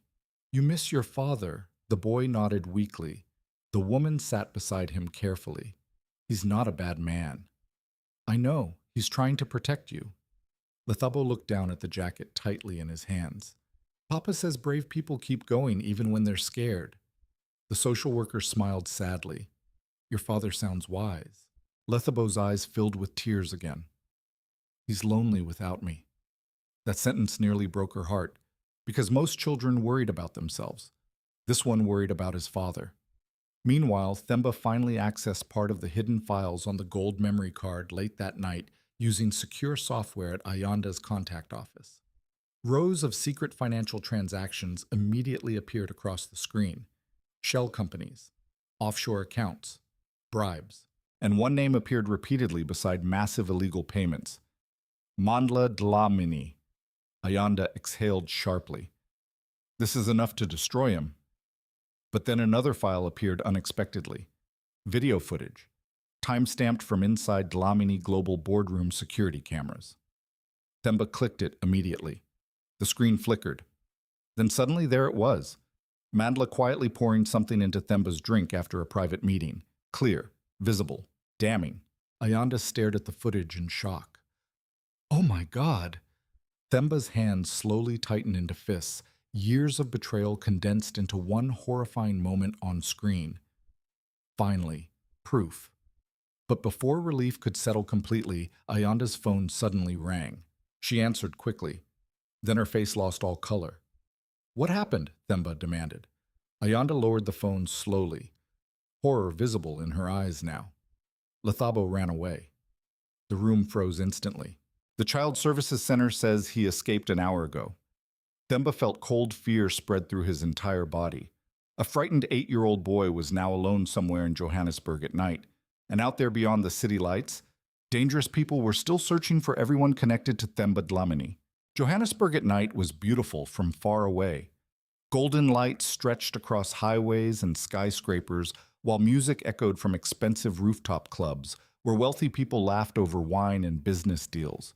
But down below, beneath bridges and beside crowded taxi roads, the city could become terrifying for a child alone. Little Tshepiso Maphosa wandered through those streets, clutching his father's old jacket tightly against his chest. Cold wind swept dust across the pavement, while taxis roared past dangerously close.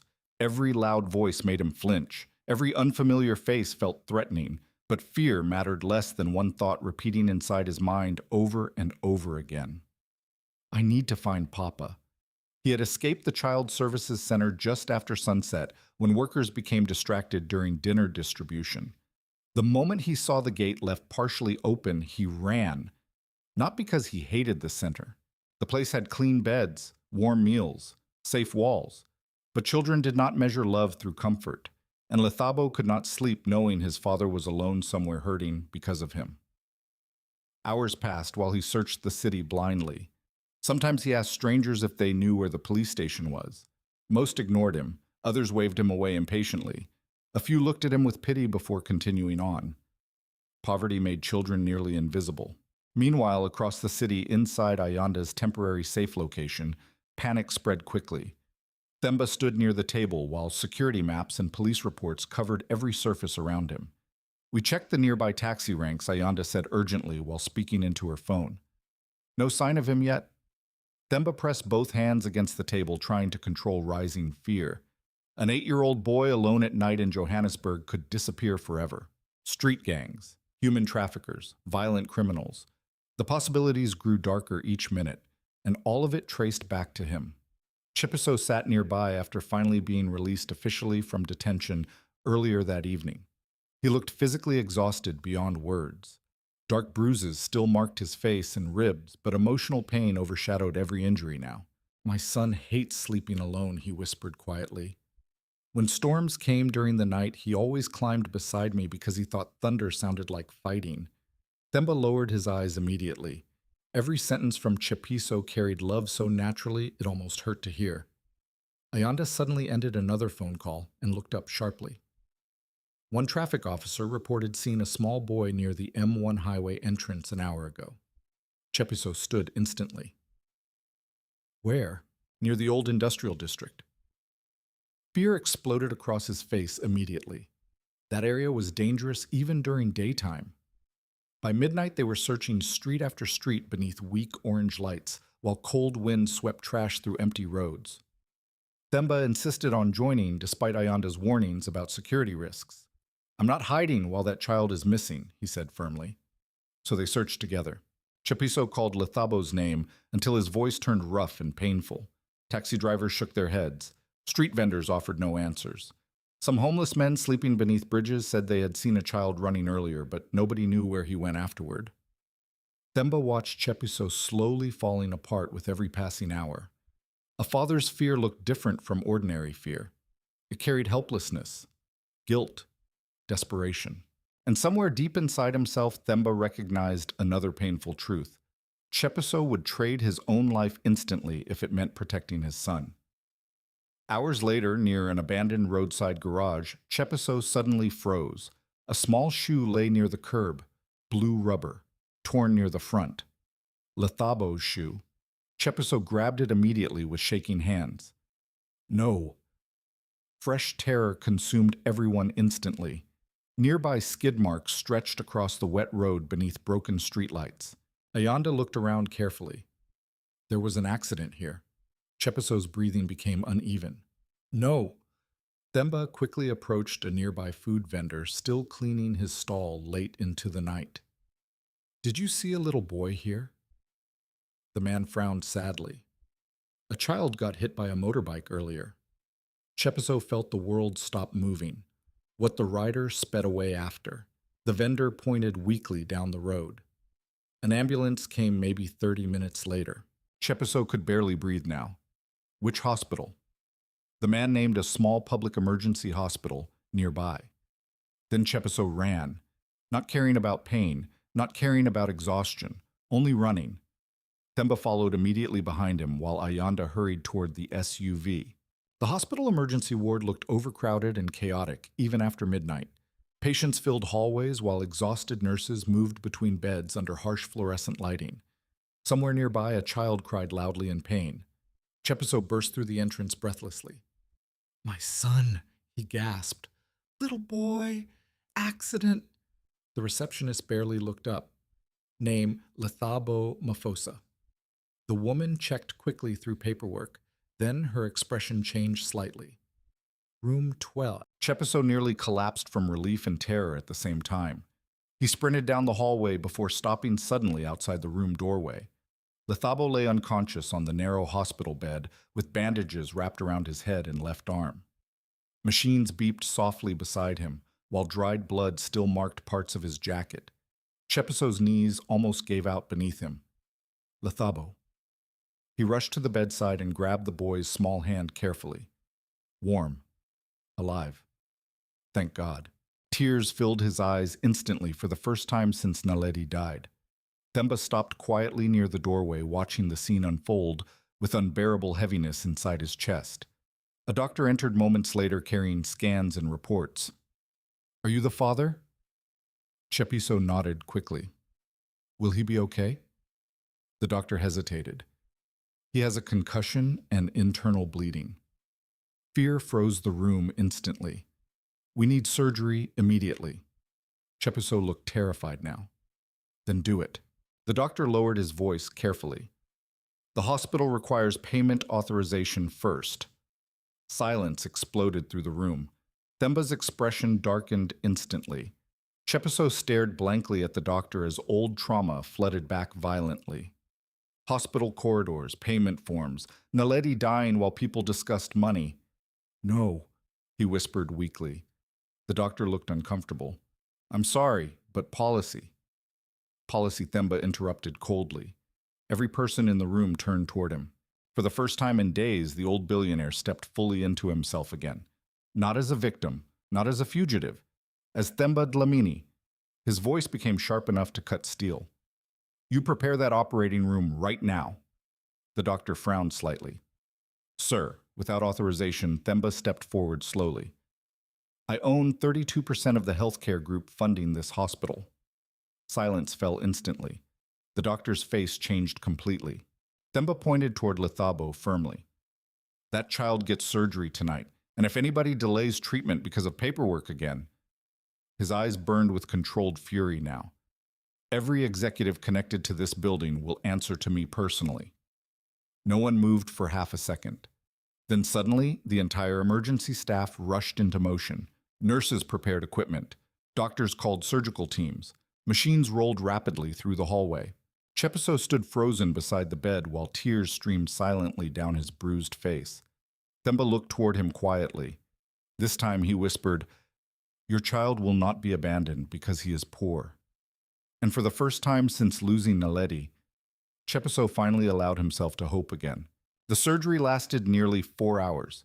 4 endless hours where every second felt heavy enough to crush a man's soul. Tshepiso Maphosa sat outside the operating room, still wearing blood-stained clothes, while exhausted nurses moved through the hospital corridors around him. The harsh white lights above seemed colder after midnight. Somewhere nearby, machines beeped steadily, while another family cried quietly behind closed curtains. Hospitals always carried pain in the air, and for Tshepiso, hospitals carried ghosts. Every time the operating room doors opened, his heart stopped.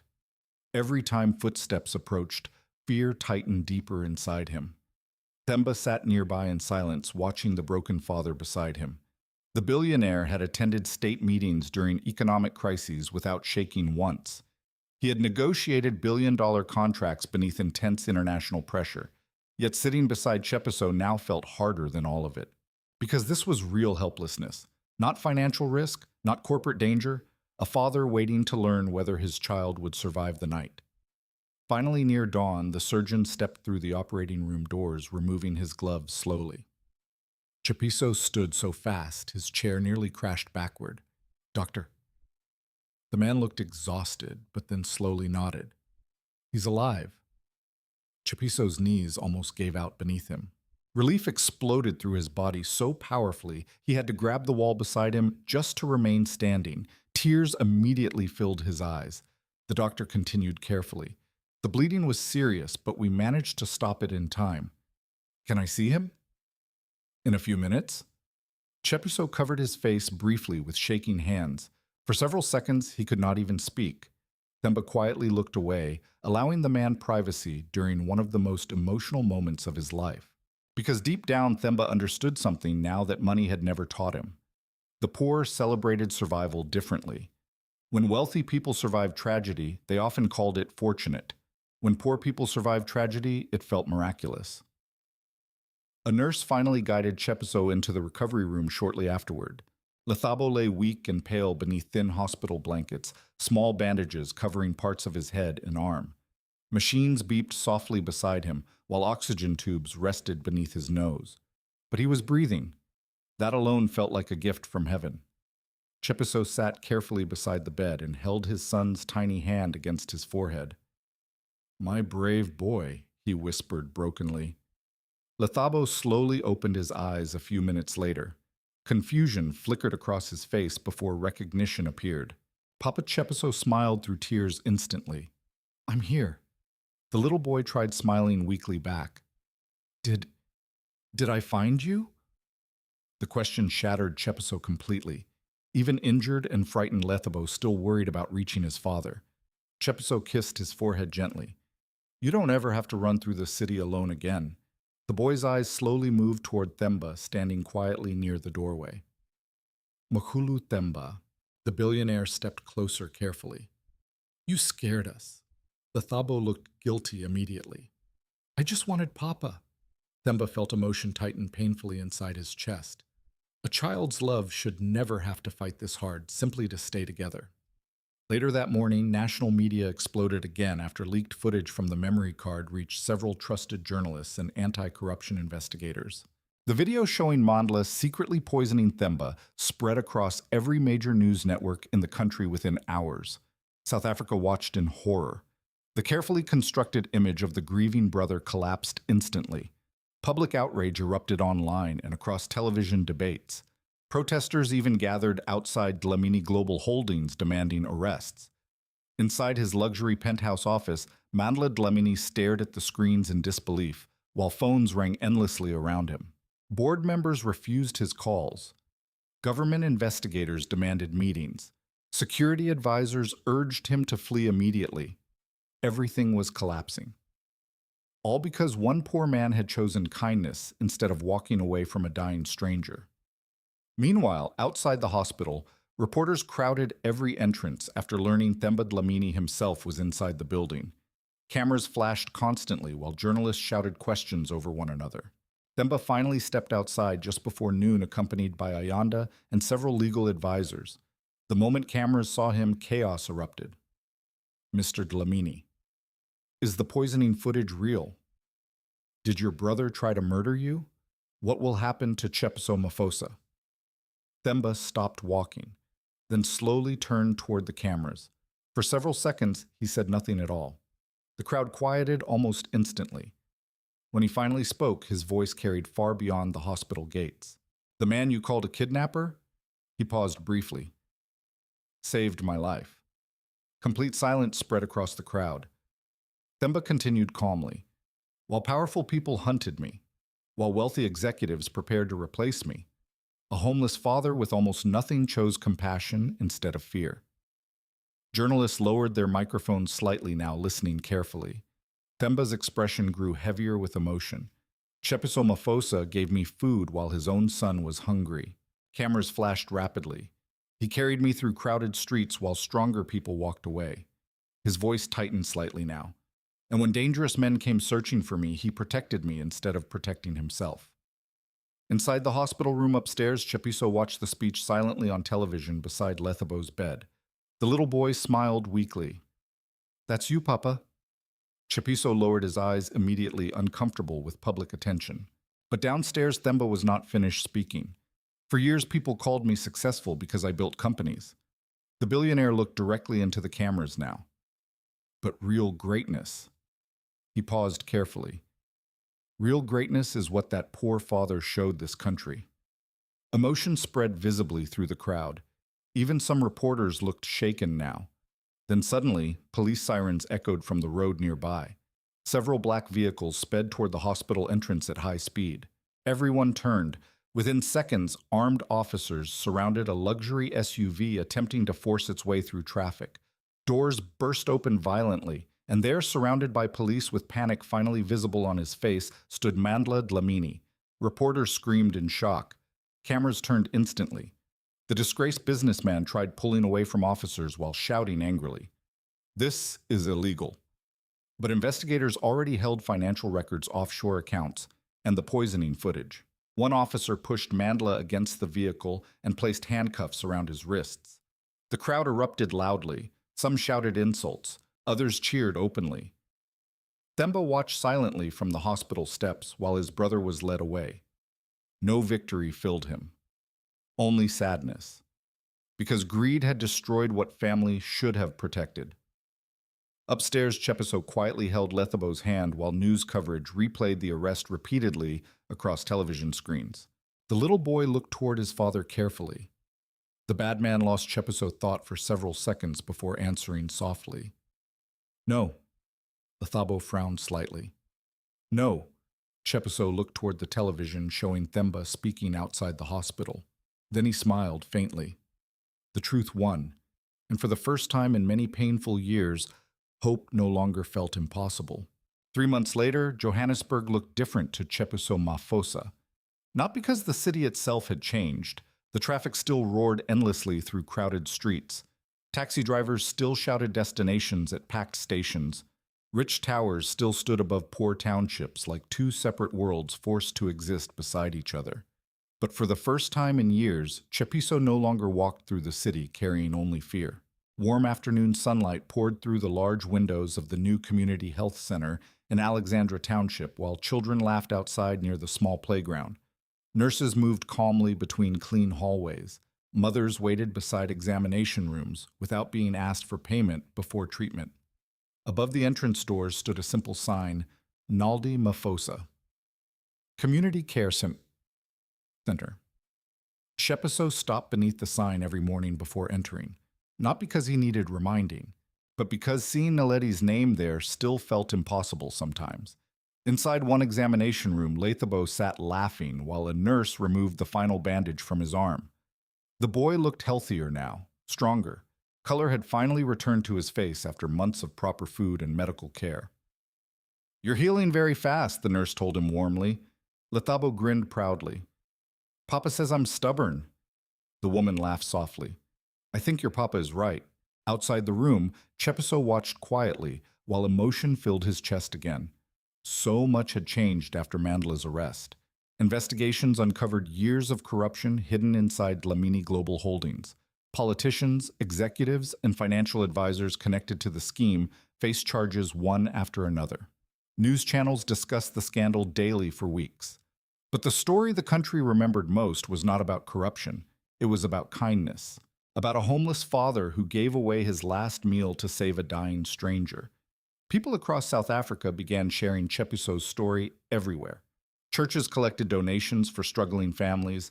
Volunteers opened feeding programs near taxi ranks. Social workers demanded reforms after learning how many patients died waiting for treatment they could not afford. And for the first time in many years, powerful people were finally forced to listen to ordinary suffering. Themba Dlamini kept his promise too. Not with speeches, with action. He publicly stepped down temporarily from several corporate roles while restructuring major healthcare investments connected to his company. Emergency treatment policies changed across hospitals linked to Dlamini Global funding. New programs opened inside poor communities long ignored by wealthy investors. Many people called it generosity, but Themba knew the truth. It was responsibility. One afternoon, Themba arrived quietly at the community center, wearing simple clothes without security guards surrounding him. He hated large public attention now. Too much had changed inside him since those days lying forgotten beside a trash bin. Tshepiso noticed him immediately near the reception area. "You came alone again," Tshepiso said with a faint smile. Themba shrugged lightly. "People leave me alone more when I dress badly." Tshepiso laughed softly for the first time in a long while. A real laugh. Not the forced kind poor people used to hide pain. Themba looked around the center slowly while children's voices echoed nearby. "I still can't believe this place exists." Tshepiso followed his gaze quietly. Naledi would have loved it. For several seconds, silence settled gently between them. Then Themba spoke carefully. "You know, before all this happened, I used to think success meant building bigger companies than other men." Tshepiso crossed his arms loosely. And now Themba looked toward a young nurse helping an elderly woman down the hallway. "Now I think success is whether people suffer less because you existed." The words stayed in the air quietly. Tshepiso nodded slowly. "That sounds more useful." Nearby, Lethabo suddenly ran into the hallway holding a school paper excitedly. "Papa." Tshepiso immediately turned smiling. "What happened?" "I got the highest marks in mathematics again." Themba laughed softly. "This boy is going to become more educated than both of us combined." Lethabo grinned proudly before looking toward Themba. "Mukulu, are you still scared of hospitals?" The old billionaire froze briefly. Then, surprisingly, he smiled. "A little." The boy nodded seriously. "Me too." All three laughed softly after that. Simple laughter. The kind families shared after surviving storms together. Later that evening, after the center closed, Tshepiso stood alone outside, watching sunset colors spread across Alexandra Township. Children kicked footballs through dusty streets nearby, while women called families home for dinner. Music floated through warm evening air from a distant radio. Life still looked ordinary. But inside him, something had healed slowly over time. Not completely. Naledi was still gone. The years of suffering still existed. The scars would always remain. Yet hope had returned carefully to places where only pain once lived. Footsteps approached beside him. Themba stopped quietly near the gate. "You ever think about that night at the taxi rank?" he asked softly. Tshepiso smiled faintly. "Every day." Themba lowered his eyes briefly. You know, if you had walked past me like everyone else did, Tshepiso interrupted gently. But I didn't. Themba nodded slowly. No. The billionaire looked toward the crowded township streets, stretching endlessly beyond them. For years, I built walls between myself and people like this. Tshepiso studied him carefully. Fear does that. Money, too, Themba admitted quietly. Silence followed again. Then Themba reached into his coat pocket and handed Tshepiso a small envelope. Tshepiso frowned immediately. What's this? Open it later. I told you before I didn't help you for money. I know. Themba's voice softened deeply now. That's exactly why you deserve it. After he left, Tshepiso finally opened the envelope while standing beneath the fading sunset light. Inside sat legal documents, ownership papers, not for luxury mansions, not for expensive cars, but for the small house near the community center where he and Lethabo now lived safely. A real home. Tshepiso stared at the papers silently while emotion rose slowly inside him. For years, survival had consumed every thought: food, rent, fear. Now, for the first time, Lethabo would grow up somewhere permanent, somewhere safe. The little boy suddenly appeared beside him again, carrying his school bag. Papa Tshepiso quickly wiped his eyes before smiling down at him. Yes, Champion Lethabo looked curious. Why are you crying? Tshepiso pulled him gently against his side and looked toward the glowing lights of the health center carrying Naledi's name. Then he answered softly, because sometimes life finally becomes kinder. And as father and son walked home together beneath the warm Johannesburg evening sky, hope followed quietly behind them at last. After years of pain, hunger, humiliation, and loss, Tshepiso Maphosa's story reminds us of something this world often forgets. Kindness still matters. Not because it always brings rewards, not because life suddenly becomes easy, but because humanity survives through ordinary people who choose compassion even when they have almost nothing left to give. Tshepiso was poor, homeless, broken by grief, yet when he saw a dying stranger abandoned in the street, he still stopped to help. That single act of kindness changed countless lives, including his own. In real life, many people are suffering silently around us every day. Some hide their pain behind smiles. Some are ignored because they are poor, weak, old, or forgotten. But sometimes the smallest act of compassion can become the very thing that saves a human soul. And perhaps the greatest lesson of all is this: true wealth is not measured by money, power, or status. True wealth is measured by the hearts we refuse to abandon when the world walks away. If this story touched your heart, share your thoughts in the comments below. Tell us where you're watching from and what moment moved you the most. And don't forget to subscribe, like, and share this story with someone who still believes kindness can change the world. Because even in the darkest places, hope still lives.